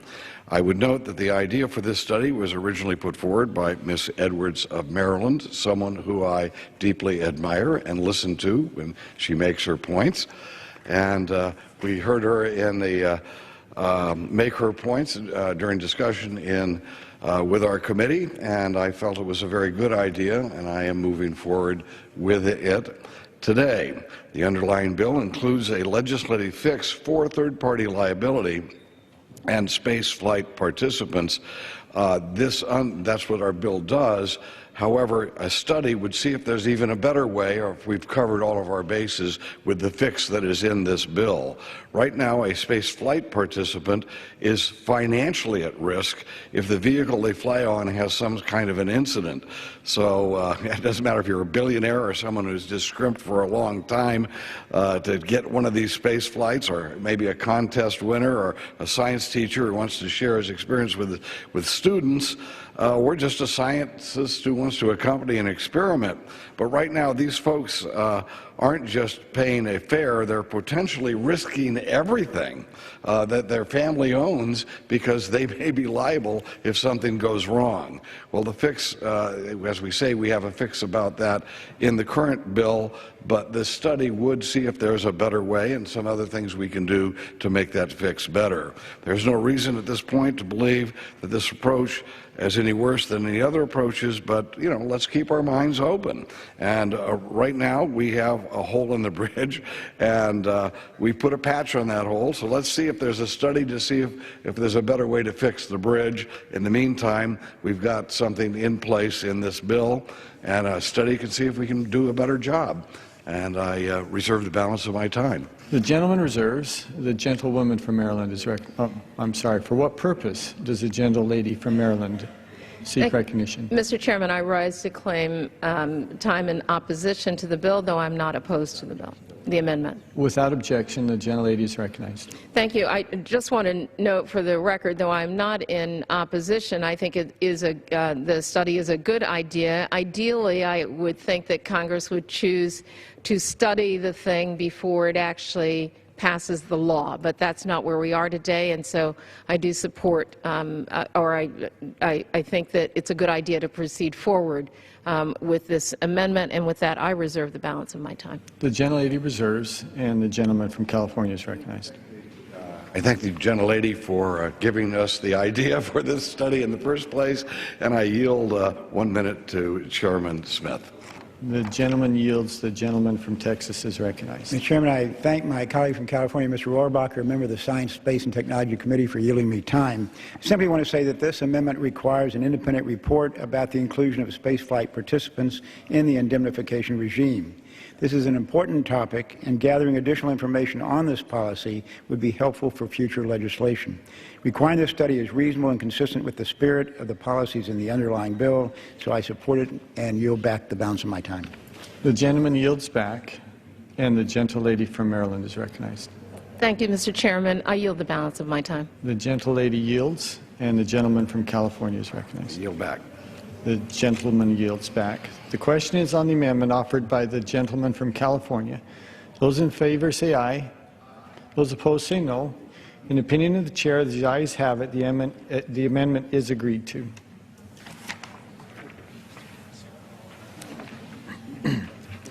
It is now in order to consider amendment number 4, printed in Part A of House Report 114-127. For what purpose does the gentleman from Texas seek recognition? Mr. Speaker, I have an amendment at the desk. The clerk will designate the amendment. Amendment number 4, printed in Part A of House Report number 114-127, offered by Mr. Castro of Texas. Pursuant to House Resolution 273, the gentleman from Texas, Mr. Castro, and a member opposed each will control 5 minutes. The chair recognizes the gentleman from Texas. Thank you, Mr. Speaker. First, I'd like to thank my colleague from San Antonio and the chairman, Lamar Smith, and also a fellow Texan, Eddie Bernice Johnson, who's a ranking member on the committee, for their work on this bill and for consideration of my amendment. My amendment amends a section of the bill concerning the orbital traffic management study. The bill, as written, has the administrator of NASA enter into an agreement with an independent private systems engineering and technical assistance organization to study frameworks for the management of space traffic and orbital activities. My amendment would include nonprofits so that nonprofit independent research organizations can contribute to this critical work. So in addition to allowing for private contractors to be part of this discussion, my amendment would also allow for nonprofits to do the same. In Texas, we have become a hub for space research and exploration. Some of the private industries or private businesses doing work in this area include Lockheed Martin and Boeing, but there are also wonderful nonprofits like the Southwest Research Institute in our hometown of San Antonio, Texas, and the University Space Research Association, which is based in Houston. And my amendment would allow these nonprofits to also be part of this work. With that, Mr. Speaker, I reserve the balance of my time. The gentleman reserves, and the gentleman from Texas. For what purpose does the gentleman from Texas seek recognition? Mr. Chairman, I claim the time in opposition, though I am not opposed to the amendment. Without objection, so ordered, and the gentleman is recognized. Mr. Chairman, this amendment requires the orbital traffic management study in the underlying bill to be conducted by an independent, nonprofit, private systems engineering and technical assistance organization. Requiring the study to be done by a nonprofit is reasonable and consistent with the spirit of the study requirement in the underlying bill. I appreciate the gentleman's amendment. I support the amendment and yield back. I'll reserve the balance of my time as well. The gentleman reserves, and the gentleman from Texas is recognized. Mr. Speaker, I yield back. The gentleman yields back, and the chairman from Texas is recognized. Mr. Chairman, I'll yield back as well. The gentleman yields back. The question is on the amendment offered by the gentleman from Texas. Those in favor say aye. Those opposed say no. In the opinion of the chair, as the ayes have it, the amendment is agreed to.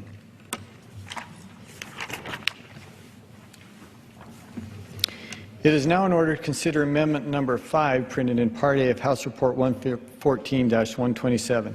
For what purpose does the gentlewoman from Texas seek recognition? Mr. Chairman, I have an amendment at the desk. The clerk will designate the amendment.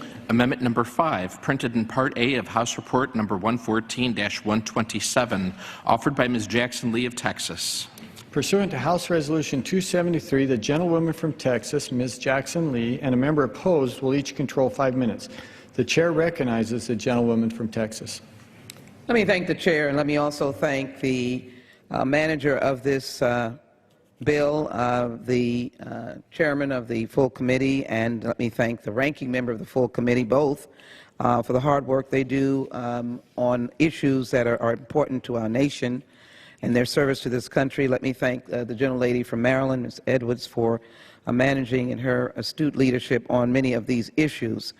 Let me as well indicate my commitment to space exploration.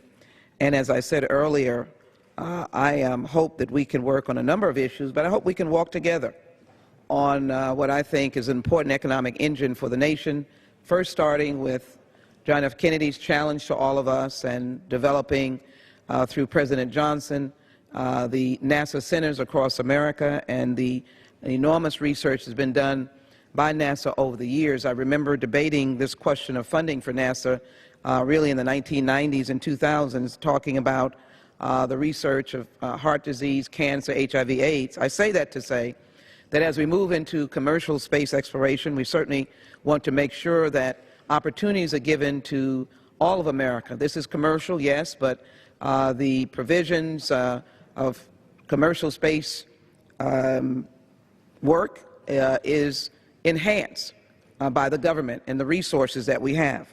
So my amendment is to provide that recognition and to conduct outreach to the small, minority, and women-owned business community.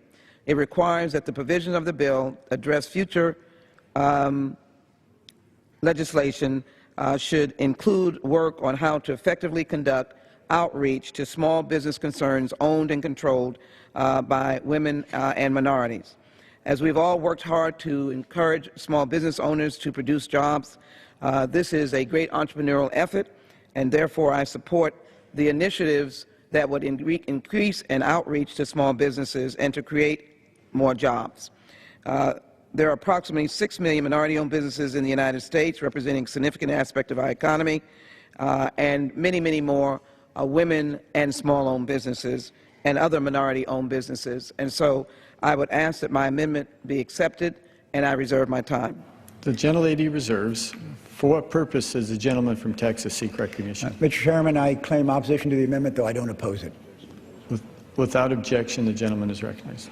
Mr. Chairman, this amendment requires the launch license streamlining report in the underlying bill to include recommendations on how the FAA should facilitate outreach to minority and women-owned businesses about opportunities in the commercial space industry. I don't object to the gentlewoman's amendment, and I'll reserve the balance of my time. The gentleman reserves, and the gentlelady is recognized. How much time remaining? The gentlewoman has 2.5 minutes remaining. Let me conclude, Mr. Chairman, by saying that women-owned businesses have increased 20% between 2002 and 2007 and currently total close to 8 million. According to the most recent available census data, minority-owned businesses employ nearly 6 million Americans and generate $1 trillion in economic output. My home city of Houston, the home of the Johnson Space Center, is also home to more than 60,000 women-owned businesses and 60,000 African-American-owned businesses and multitudes of minority-owned businesses. I would offer to say that if we can include this amendment, that outreach to these entities under this commercial space exploration legislation will be adding more jobs to the American economy. I ask for the support of the Jackson Lee Amendment. I yield back. The gentlewoman yields back, and the gentleman from Texas is recognized. Mr. Chairman, I yield back as well. The gentleman yields back. The question is on the amendment offered by the gentlewoman from Texas. Those in favor say aye. Those opposed say no. In the opinion of the chair, the ayes have it. The amendment is agreed to. It is now in order to consider Amendment Number 6, printed in Part A of House Report 114-127. For what purpose does the gentlewoman from Texas seek recognition? Mr. Chairman, I have an amendment at the desk. The clerk will designate the amendment. Amendment Number 6, printed in Part A of House Report Number 114-127, offered by Ms. Jackson Lee of Texas. Pursuant to House Resolution 273, the gentlewoman from Texas, Ms. Jackson Lee, and a member opposed will each control 5 minutes. The chair recognizes the gentlewoman from Texas. Thank you very much. And again, my appreciation to all of those who are on the floor today. My amendment speaks to discussions that this Congress has had over many, many years on the question of science, technology, engineering, and math, and in particular, working with more vulnerable communities. My amendment would facilitate the participation of HBCUs, Hispanic Serving Institutions, National Indian Institutions in fellowships, work study, and employment opportunities in the emerging commercial space industry. I remember some years ago that we developed a fellowship for graduate and PhD candidates at Texas Southern University to interact at NASA Johnson. It was a very effective effort and certainly well received by those who were able to participate. That is, again, investing in universities and colleges that interact again, with vulnerable populations or outreach to minority students, and expose them again at graduate level and undergraduate level to science, technology, engineering, and math. For over 2 decades, the nation has known that the economy will be driven by the hammer and anvil, but by the ingenuity and hard work of our nation. Therefore, the imagination that fuels invention is so valuable to the well-being of our nation. My amendment would follow in that spirit by increasing awareness among underrepresented groups in STEM employment and education opportunities, and I would hope would create partnerships between the commercial space industry and our HBCUs, our Native American institutions, Hispanic serving, and allow work study and employment opportunities in this growing and emerging commercial space industry.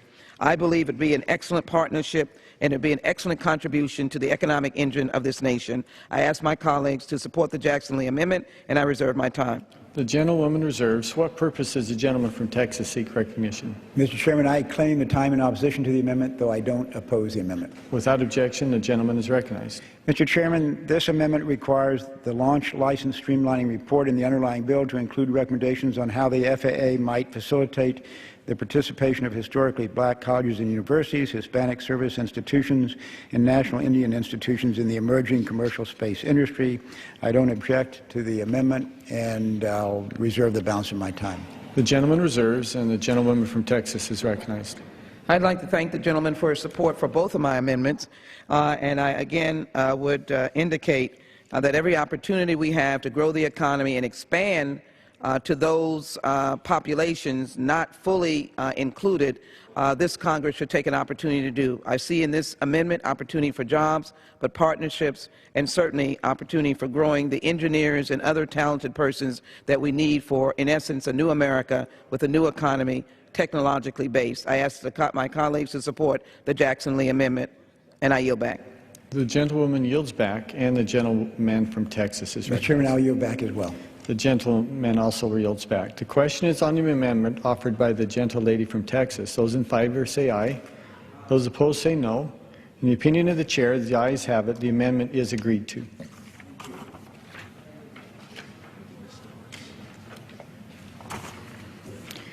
It is now in order to consider Amendment Number 7, printed in Part A of House Report 114-127. For what purpose does the gentlewoman from Maryland seek recognition? Mr. Chairman, I have an amendment at the desk. The clerk will designate the amendment. Amendment Number 7, printed in Part A of House Report Number 114-127, offered by Ms. Edwards of Maryland.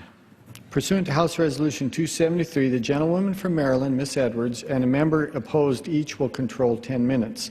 The chair recognizes the gentlewoman from Maryland. Thank you, Mr. Chairman. I yield myself such time as I might consume. Mr. Chairman, I'm offering this substitute amendment because I think we have a unique opportunity this week to pass bipartisan commercial space legislation that actually stands a chance of becoming law. That is what we need to focus on this morning. The choice before us is really quite straightforward. We can spend the morning, as we have, fighting over the provisions of H.R. 2262, several of which were opposed by all of the Democratic members of the Science, Space, and Technology Committee when its provisions were marked up just last week. And when we're done, members can vote, largely on party lines, to pass the bill. But to what end, Mr. Chairman? The Senate has already made it clear that H.R. 2262 has the proverbial snowball's chance of being adopted by the Senate.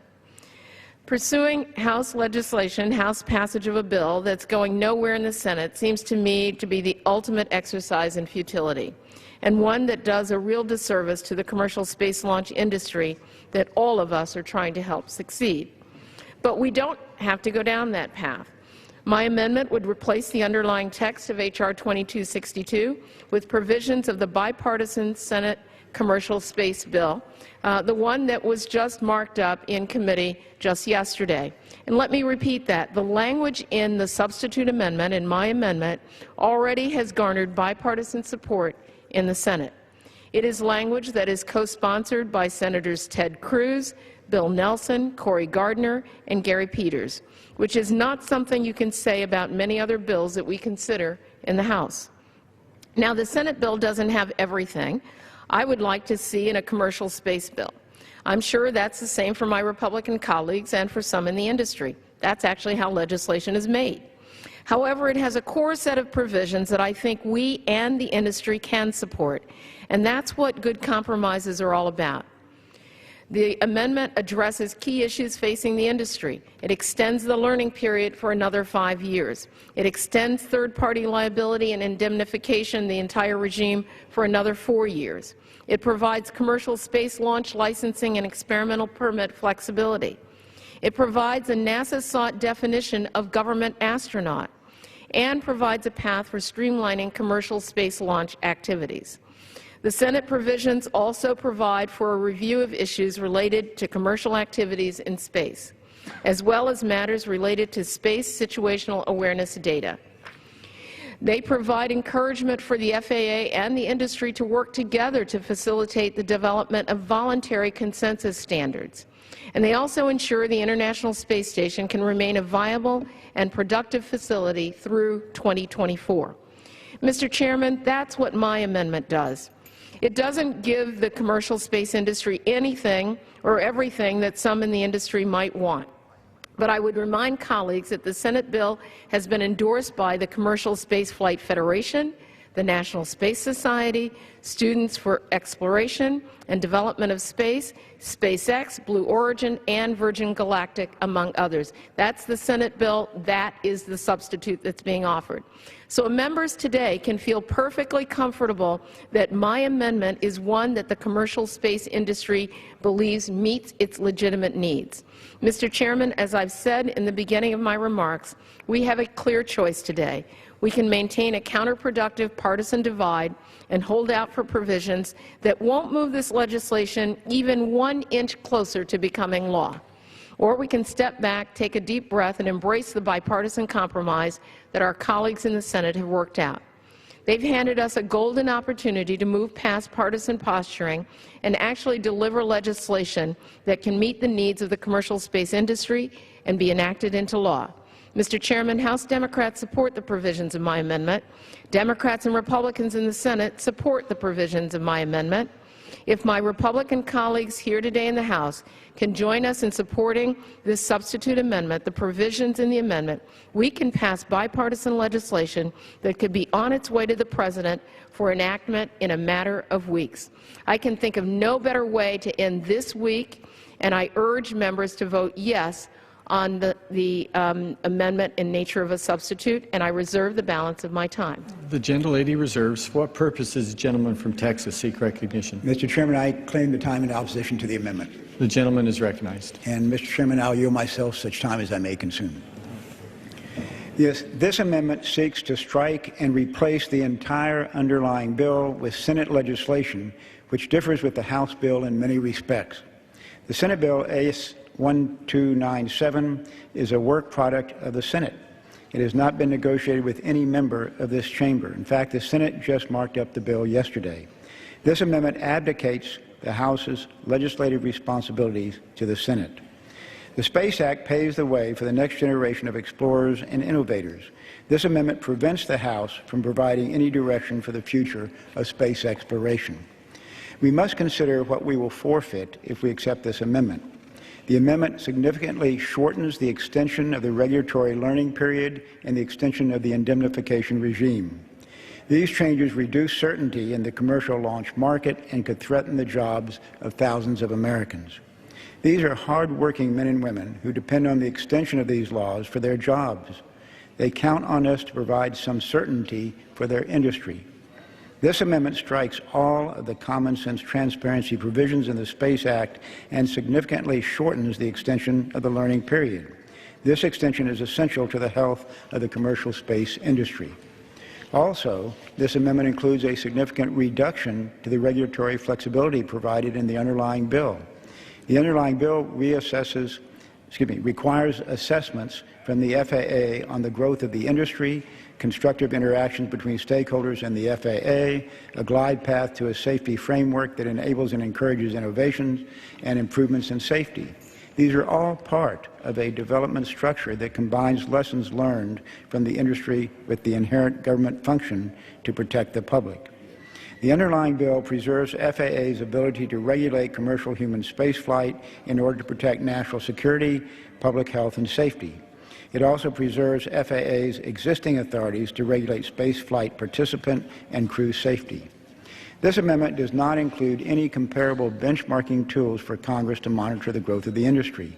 The amendment removes the ability of stakeholders to work with the FAA to develop safety standards that will improve the industry as a whole. The amendment will have a chilling effect on the industry and put stakeholders on the defense against an onslaught of government intervention and possible lawsuits. This does not support a dynamic space economy or encourage innovation. This amendment assumes that the commercial space industry has not placed a priority on safety. It is unfortunate that the minority looks at the American entrepreneurial spirit in this way. Under the Senate bill, spaceflight participants would be exposed to significant financial risk and liability.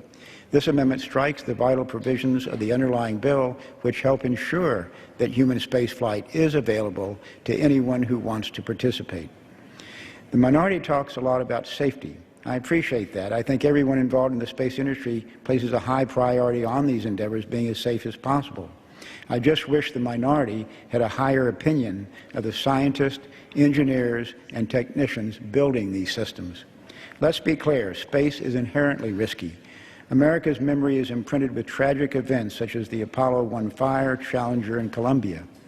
The appropriate way to improve safety systems and reduce risk is to test, launch, learn, study, and repeat. The entire space industry is behind this bill. I do not oppose the gentlewoman's amendment simply because the Senate bill has no good qualities. I oppose the gentlewoman's amendment because it would abdicate the responsibilities of the House. I urge my colleagues to oppose the amendment and not turn their backs on so many space companies. I yield back. I'll reserve the balance of my time. The gentleman reserves, and the gentlewoman from Maryland is recognized. Mr. Chairman, how much time remains on both sides? The gentlelady has 5.5 minutes remaining. Thank you. With that, I would yield 4 minutes to the gentlewoman, the ranking member from Texas, Ms. Johnson. The gentlewoman from Texas is recognized. Thank you, Mr. Chairman, and I want to thank the gentlelady. I rise in strong support of Ms. Edwards' amendment. This amendment offers the possibility of actually accomplishing something worthwhile today, and is an amendment that should garner bipartisan support. Just last week, the Science Committee reported out H.R. 2262 and H.R. 1508 on party line votes. Of course, we had moved to mark up without any hearings on commercial space issues in the 104th Congress, nor a legislative hearing on either bill, nor a subcommittee markup. It is thus not surprising that they could not garner any significant bipartisan support for these bills. And yet now here we are on the floor with these same bills. If we take the same path we took yesterday's consideration of the Competitiveness legislation, we will get a similar result, a partisan vote, and a bill that will never become law. Ms. Edwards offers us another way forward.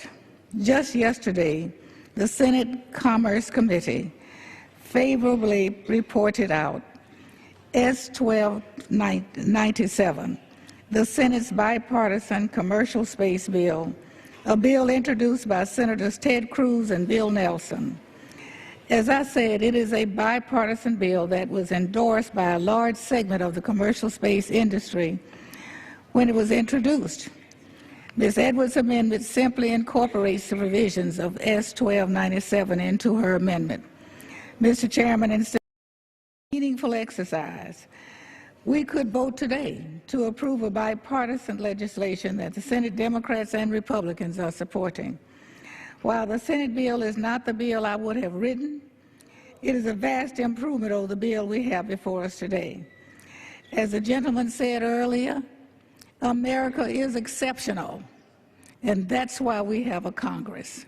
And that's why we have committee structure. That's why we have subcommittees who examine issues and listen to witnesses. That's why we have committee work. It provides really an effort for us to come together. And the bill that is in the Senate provides a constructive updates to the Commercial Launch Act. I know that some members want to go further than the Senate bill in some areas. But the reality is there's no bipartisan consensus to doing so. And if we proceed to pass 2262, we will have passed a bill that the Senate probably will not take up. We did that with Compete's bill yesterday. Do we really want to continue to waste our time in the same way again this morning? Holding out hope that somehow these contentious provisions will favor in a House-Senate conference is also an exercise in futility. Time is not on our side in dealing with two expiring authorities in this bill, and we know from experience that Congress can act to extend them without passing a commercial space bill. I think this outcome would be unfortunate. But I see little likelihood that the Senate will do anything with H.R. 2262 in its current form.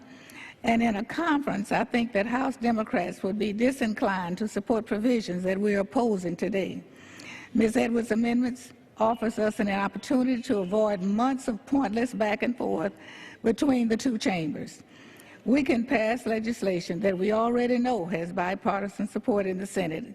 If we do, we can look forward to seeing a bill head to the President's desk within weeks. All it takes is my Republican colleagues being willing to forego temptation to posture for that last bit of advantage and instead accept a reasonable compromise bill that will do much to meet the legitimate needs. Thank you, and I yield back. The gentlewoman yields back. The gentleman from Texas is recognized. Mr. Chairman, I will yield 4 minutes to the gentleman from Oklahoma, Mr. Bridenstine, who is a member of the Science, Space, and Technology Committee and also chairman of the Environment Subcommittee. The gentleman yields, and the gentleman from Oklahoma is recognized. Thank you for the recognition, and I'd like to thank the chairman of the Science Committee for his strong leadership on working this bill through regular order so that all of the amendments that we have made, all the members have had their voices heard in this bill. And I would rise to oppose the gentlewoman's amendment. The language she is proposing to insert into our House bill is authored by Senator Cruz, and it does have bipartisan support with Senator Nelson. But it does, there are provisions that we got included because of the open process that we went through that are not included in that bill, and I'd like to just maybe run through a few of those that I myself got included into this bill, starting with Section 110, which was an amendment I offered at markup that will require a GAO report to capture the role of space support vehicles. Training vehicles, if you will, in the commercial space industry, regulatory and statutory barriers to the services these vehicles offer, and recommendations for updates that will address these barriers. This is critically important. In my neck of the woods, the state of Oklahoma, we have a spaceport at Burns Flat. Very interested, there are businesses there very interested in doing training for commercial crew and commercial spaceflight participants. This was a provision of the bill that went through an open process. It was an amendment that was accepted in a very bipartisan way, and I'm hopeful that when the full bill gets to the floor, it also will be accepted in a bipartisan way. Additionally, Title III of this bill incorporates H.R. 2261, the Commercial Remote Sensing Act, which was also bipartisan legislation that I introduced with my friend from Colorado, Mr. Perlmutter. This title sets metrics to give Congress a full picture of the workload facing the Department of Commerce when licensing remote sensing activities, and what issues are preventing them from meeting statutory deadlines. Title III also recognizes the importance of seeking input from the Advisory Committee for Commercial Remote Sensing, which is largely made up of private sector representatives. This legislation will be crucial to as industry expands beyond traditional remote sensing satellites and activities, and as Congress looks to update the statutes governing these activities for the first time since the 1990s. My case for this being bipartisan is that I worked very hard with the other side on the amendments that I ultimately got into this bill. There were some amendments that maybe were not as bipartisan. But I would attest that there is support on the other side of the aisle, for a lot of the provisions that we got into this bill. And certainly, I look forward to taking a vote on this bill. I oppose the amendment in the nature of a substitute, and I would encourage all my colleagues to pass the bill that went through regular order in the House of Representatives. I hear a lot of people talking about regular order. This was a very open process. Everybody had their voice heard. I encourage passage of the bill, but not passage of the amendment in the nature of the substitute. With that, I yield back. The gentleman yields back. The gentlewoman from Maryland is recognized. Mr. Chairman, I have no additional speakers, and I'm prepared to close. Does the gentleman have? Gentleman's done. Mr. Chairman, as I've said before, we have offered this amendment, my amendment, in the nature of a substitute because we're interested not just in making speeches here on the House floor, we're interested in passing law and good policy that will be signed by the President that will set the commercial space industry onto a pathway of continued innovation and success. As has been described, the Senate yesterday, out of committee, marked up a bill that is bipartisan in nature, and because of the negotiations, there are not going to be any changes. We want to make law for the industry, and we believe that this amendment in the nature of a substitute is good policy, and I urge a yes vote on the amendment. And with that, I yield the balance of my time. The gentleman's time has expired. The gentleman from Texas is recognized. Mr. Chairman, I urge my colleagues to oppose this substitute amendment to support the underlying bill, which has significant improvements to the Senate bill, and that is why we should pass it. I also would like to enter into the record an exchange of letters between the Committee on Science, Space, and Technology and the Committee on Transportation and Infrastructure regarding H.R. 2262. The request will be covered by general leave. Thank you, Mr. Chairman. I'll yield back. The gentleman yields back. The question is on the amendment offered by the gentle lady from Maryland. Those in favor say aye. Those opposed say no. In the opinion of the chairs, the noes have it. The amendment is not agreed to. Mr. Chairman. The gentlewoman is recognized. On that, I would ask for a recorded vote. A recorded vote is recognized. Those in favor of a recorded vote will rise. A sufficient number having risen, a recorded vote is ordered. Members will record their votes by electronic device. This is a 15-minute vote.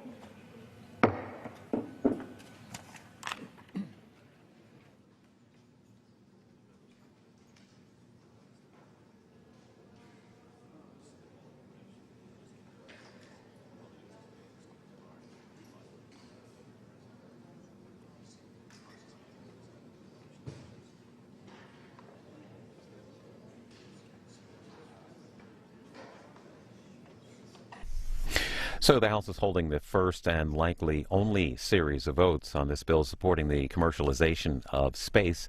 7 amendments to the bill were debated earlier today, and this one from Congresswoman Donna Edwards of Maryland is a more procedural provision to the bill. It substitutes the text of S. 1297, which eliminates several critical provisions, limits the time period of the learning period and indemnification extensions, and it adds a non-germane provision related to NASA. Again, that was debated earlier today, and this is what members are voting on right now. So this is a 15-minute vote. We expect a vote on final passage to take place. Also, a debate on the rule for the commercial fisheries bill. That was yesterday. The debate took place yesterday. Members pushed that vote to today, and so we'll see the vote on the rule for the commercial fisheries bill in this series. While members are voting, House Speaker John Boehner gave remarks during his weekly address earlier today. Here's what he had to say. Morning, everyone. It's been an important week to focus on the people's priorities here in the House. We've continued our work for jobs in the economy by passing 3 bills to boost research, innovation, and American competitiveness. We also passed strong bipartisan legislation aimed at ending human trafficking. Our bill will expand services for the victims of these monstrous crimes and give law enforcement new tools to go after the perpetrators. I look forward to the President signing the bill. Next week brings Memorial Day and, coincidentally, the 1-year anniversary of General Shinseki's resignation as Secretary of the Department of Veterans Affairs. But America's veterans are yet to see the reform that the President promised them. We know funding isn't the issue. Congress gave the VA more than $16 billion to improve care and to shorten waiting times.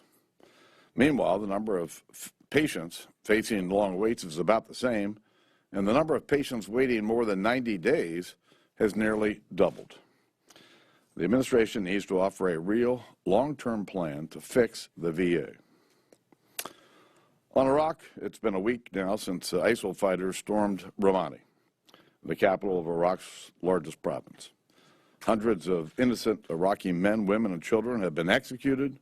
Dozens of U.S.-supplied tanks and military vehicles have been seized.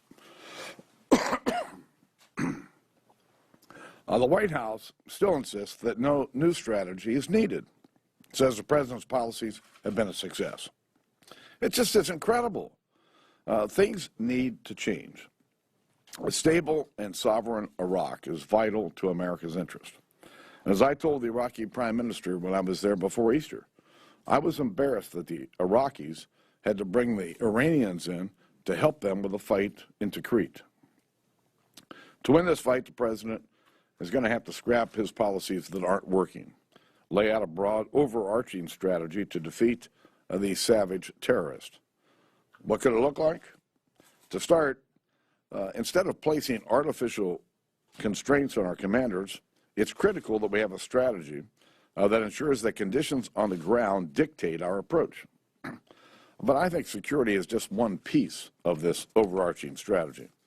I think we need to better engage in a meaningful way with Islamic leaders to address the factors that are driving this radicalization. And we need a plan to combat ISIL's sophisticated use of social media and communications. It's a battle that we're losing right now. And any overarching strategy has to put a priority on backing, not ignoring, America's allies in the region. In the House, Republicans are committed to working with the President to ensure that our troops have what they need to carry out their vital missions.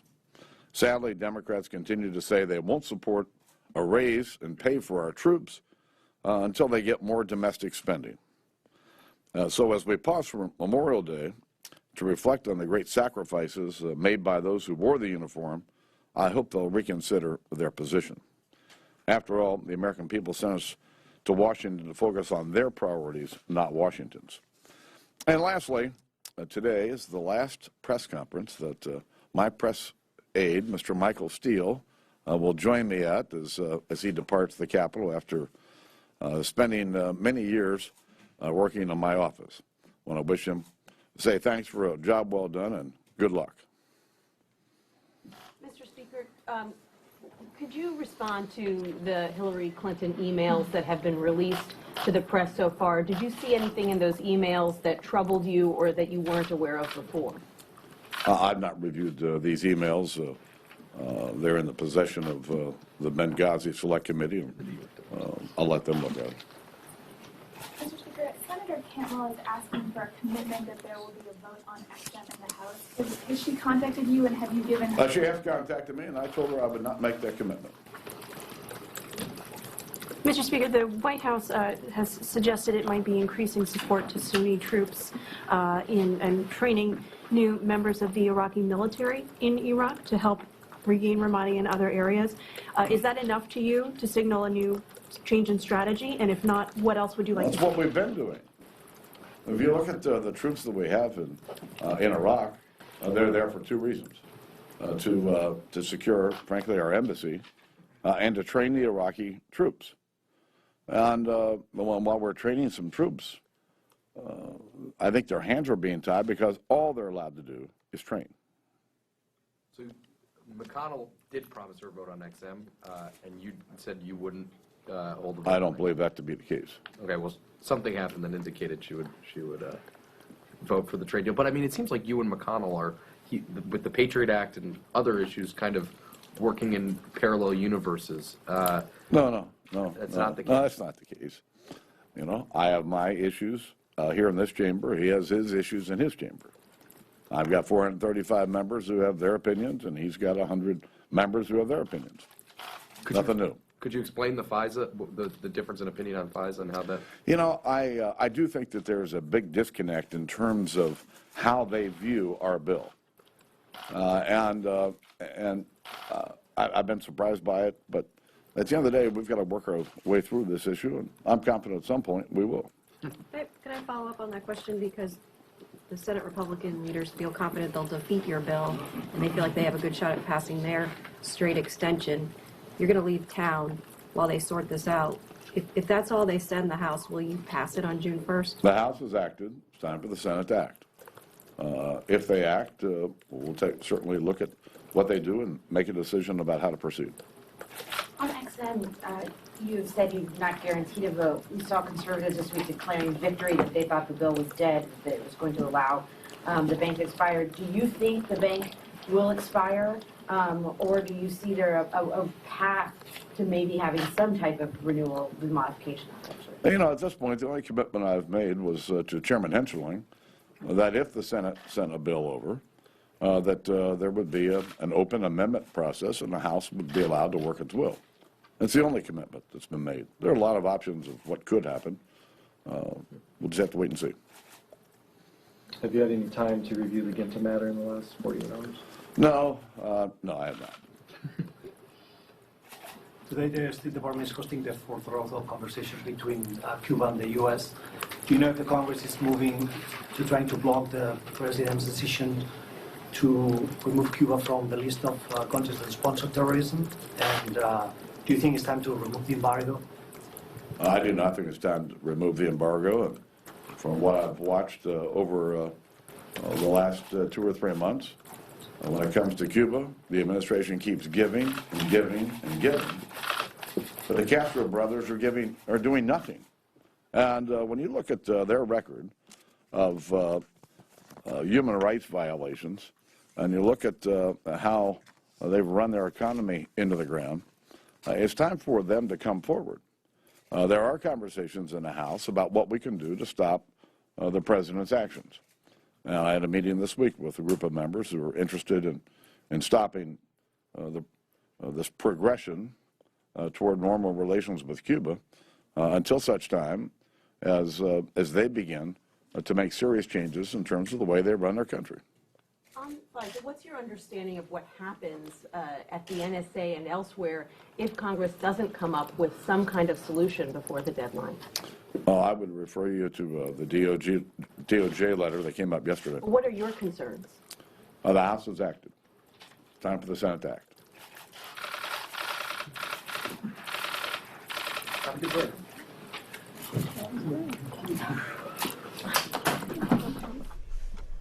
House Speaker John Boehner from earlier today. In a moment, we will hear from House Minority Leader Nancy Pelosi. She held her weekly briefing earlier today, and we'll get her remarks in just a moment.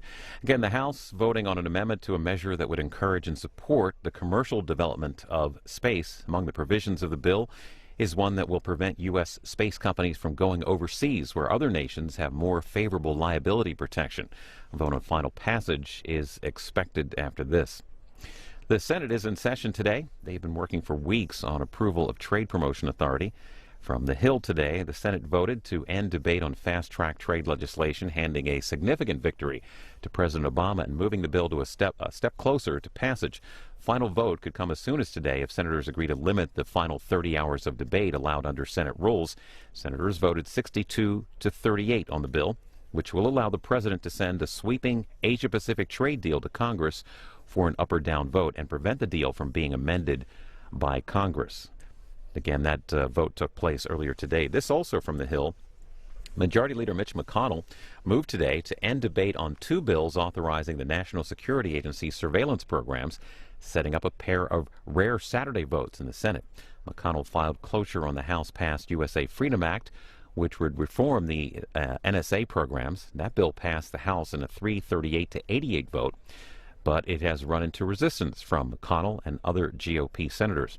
Now, he also filed cloture on a 2-month extension of the existing Patriot Act, which authorizes the NSA's collection of phone data, a controversial program exposed by former NSA contractor Edward Snowden. So the Senate is now set to vote to end debate on both bills Saturday. A Saturday session could be avoided if a deal is reached earlier, but that would require the acquiescence of every senator. See Senate debates live on our companion network, C-SPAN 2. While voting continues, we'll go to remarks now from House Minority Leader Nancy Pelosi as she gave her weekly briefing earlier today. Good morning, everyone. As Congress proceeds with its agenda, it's important to observe what is happening under the formula of trickle-down economics, a failed Republican approach, and middle-class economics, which is there to turn our economy around by supporting bigger paychecks for the middle class. This week, Republicans continue to double down on their trickle-down priorities at the expense of the middle class with the latest completely unpaid for permanent deficit-exploding tax measure. Yesterday, $182 billion for an unpaid permanent R&D tax credit. Earlier, it was $269 billion. $269 billion, more than $250 billion for 5,400 families, estates in America. 5,400 families would benefit over $250 billion to pay for that tax rate. So combining the 269, the 182, and other, a little some here, some there, we're now past $600 billion, adding $600 billion to the deficit in unpaid for permanent tax measures. Really, this is not trickle down. Now, this is turning into a real storm, practically a tsunami on the future that hardworking families in America have to pay for. It also prevents us from making the investments that we need to make to continue to be number one. At the same time, the Republicans were contending that this is about R&D. We're all for R&D tax credits. In our innovation agenda a few years ago, which became the Competes Act, we said we had to modernize and make permanent R&D tax credits, but to do so in a responsible way. We tried yesterday in our motion to recommit to have this apply to entrepreneurs, to small businesses, to startups, which it does not. So how could it be that on the very same day that they are adding $182 billion to the deficit, that they at the same time are ransacking the Competes Act, which is about research and development? Their bill that they put on the floor attacks science and surrenders U.S. leadership in innovation. I feel very personal ownership of the innovation agenda and the Competes Act because it's one of the first major initiatives that we passed under President Bush, and he signed the bill. The Republican leadership in the House opposed it, but we got a majority of Republicans in the caucus to support the bill. It's a great bill. Now, what they're doing, what they did yesterday, cuts energy efficiency and renewable energy R&D by $496 million, nearly 30% below the last year's appropriated levels, cuts ARPA-E, that is a very significant initiative, ARPA-E by $140 million, 50% below the level in the energy and water appropriations bill signed last week, passed last week. Yesterday, they cut 50% out of ARPA-E, 50% lower than what was in their bill that they passed last week. They tried to silence, of course, climate. They're in denial. Environmental and social science Republicans, they just don't want to hear about all of that. And now they're adding, as I said, $600 billion to our deficit. It really does violence to our ability to invest in the future in hardworking American families. For example, on Monday marked the 50th anniversary of President Johnson signing the Head Start Act into law, a landmark commitment to our children's education and the future of our nation. If Republicans have their way in their budget, what they have proposed in their budget, they will cut $421 million and 46,000 children from Head Start. wait a minute, we had to give tax breaks to 5,400 families to the tune of $250 billion. We have to explode the deficit by $182 billion without really helping startup companies and ransacking all of our research and development bill. And now we're taking $421 million out of Head Start. In contrast to that, perhaps you were there this week, Democrats put forth a Strong Start bill. We expand Head Start and early learning programs, so important, funded preschool for children below 200% of poverty, and created an innovative 10-year partnership to expand and improve early and full-day learning. Anyone can tell you that this earliest childhood education is a very important investment with a very big payoff, but we're cutting it by nearly $500 million. At the same time, they are apparently unable to plan for the future of our country in another way. The EXIM Bank's charter expires on June 30th, in just 16 legislative days from now. This EXIM Bank sustains 160,000 export-related jobs just last year, created and sustained 1.3 private sector jobs since 2009, and with no cost to the taxpayer. And yet, they have said it is corporate welfare, and they're not going to pass the EXIM Bank. Hopefully, whatever's happening on the floor of the Senate now will come up with a compromise and an initiative to send a bill forward. Again, while we're giving away all these tax breaks and all the rest, we cannot have a highway bill unless you can come up with the pay-fors for it. $182 billion unpaid for their R&D thing, $267 billion to 5,400 families unpaid for, and now they're saying, well, we can't have a highway and transit trust fund unless we can find the pay-fors. And while they took over the House since 2011, the Ways and Means Committee has not had a single hearing on financing the highway trust fund, the highway bill. Not one single hearing. Again, we need bigger paychecks, better infrastructure for every hardworking family.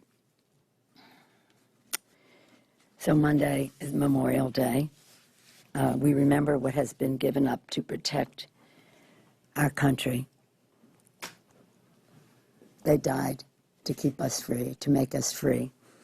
It's really a very solemn, unifying occasion, and we are so grateful to all of our men and women who risked their lives, their families who made the supreme sacrifice, and a very special day in our country. Any questions?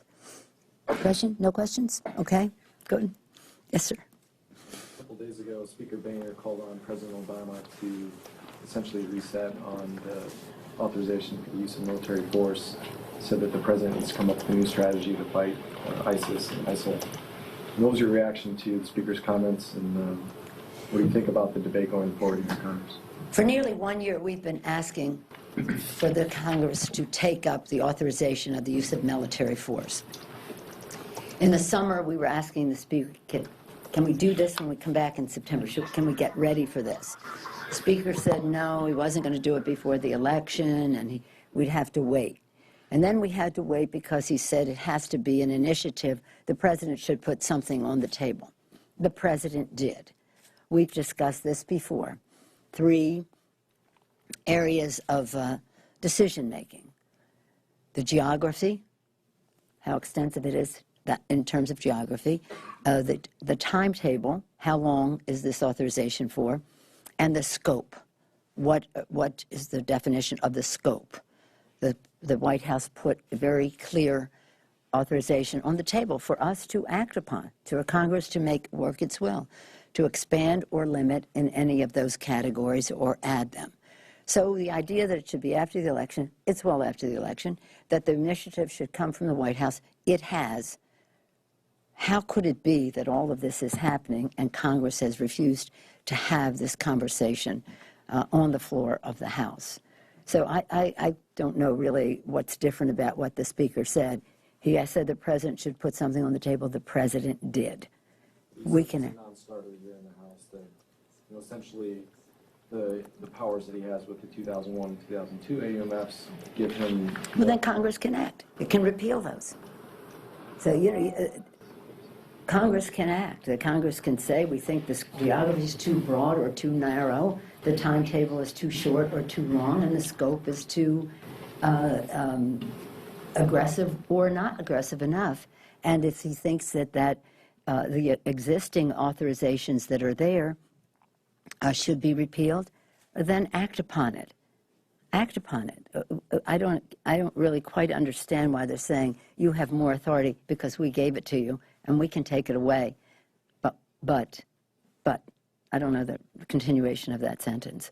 So I think the ball is definitely in our court to take up this issue and to make some decisions as to how we go forward. There should be an authorization for the use of military force as we go forward. It's long overdue.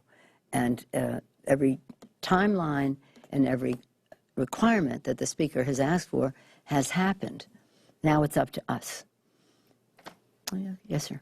Madam Leader, do you have a reaction to Senator Paul's talkathon on the floor about the Patriot Act? You know what? I hate to tell you this, but I missed the whole thing.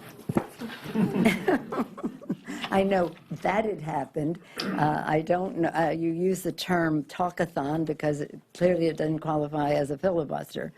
But what I would say is that what we did in the House was a very positive, nonpartisan, bipartisan initiative, the Freedom Act. When you can bring Conyers and Goodlatte, Sensenbrenner, and Nadler together as co-sponsors of the bill, and a strong vote, 338 to 88. Now, some people opposed it, and I don't have an objection to some of Senator Paul's objections. But where's his bill? Move something forward, go to conference. As you know, our bill ends government bulk collection of metadata. That's a good thing. It replaces bulk collection with a new process which requires the government to get approval on a case-by-case basis with a court order, a FISA court order, before asking phone companies for specific records. It strengthens privacy and civil liberties protections.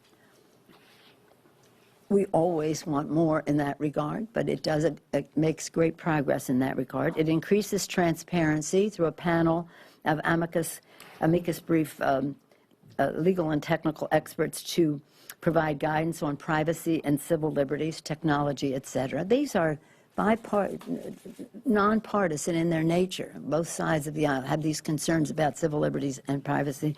And it also enhances public and congressional reporting requirements and requires declassification of FISA court opinions. So this was, again, do we want more? Do you think we can build upon that? Certainly. But to have nothing, if we have nothing in just a matter of days, what is it, just Friday, this weekend, then all the metadata collection will stop, but without a replacement for how we can, with a court order, get the information. I'm not any fan of the metadata collection. I'm so glad that our bill will end that. So I would say put something on the table, go to conference, get something done. Yes, ma'am. Madam Leader, what are your thoughts on 173, the nays are 236. The amendment is not adopted.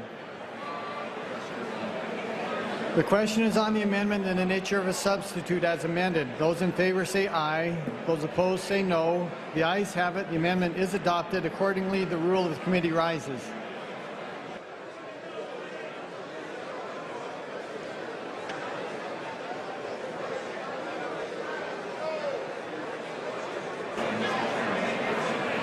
Mr. Chairman?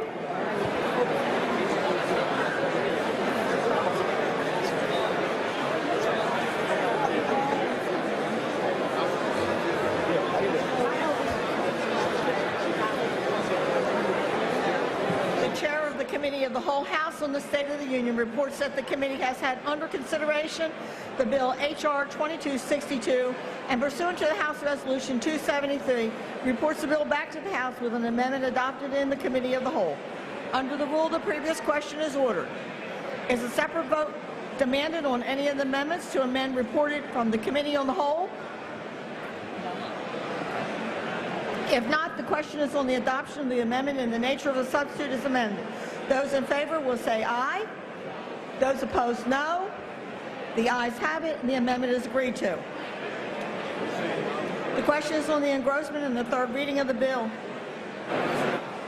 Those in favor say aye. Those opposed, no. The ayes have it. Third reading. The bill facilitated a pro-growth environment for the developing commercial space industry by encouraging private sector investment and creating more stable and predictable regulatory conditions and for other purposes. The question is on the passage of the bill. Those in favor say aye. Those opposed, no. The ayes have it. The gentleman from Texas recognized. Madam Speaker, I ask for the yeas and nays. The yeas and the nays are requested. Those favoring a vote by the yeas and the nays will rise. A sufficient number having risen, the yeas and the nays are ordered. Members will record their votes by electronic device. Pursuant to Clause 8 of Rule 20, this is a 5-minute vote on the passage of the bill. Will be followed by a 5-minute vote on the adoption of House Resolution 274. This is a 5-minute vote.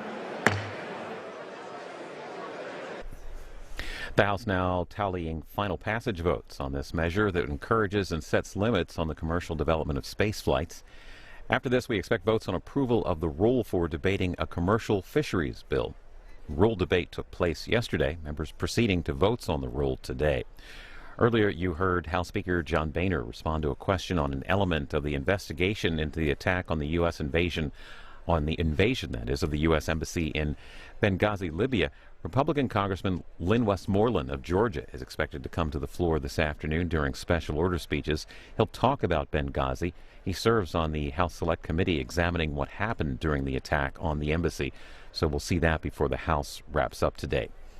And when the House does finish business today, they'll begin their scheduled Memorial Day break. They'll return on Monday, June 1st. Of course, live coverage of the House when members come back here on C-SPAN.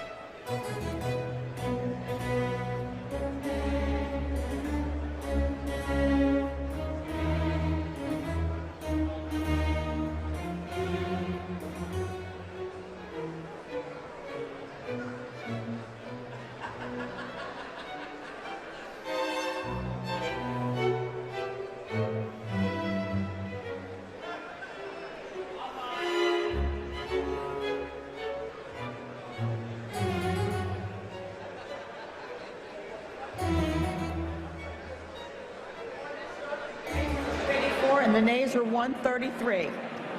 Without objection, the bill is passed. Without objection, the motion to reconsider is laid on the table.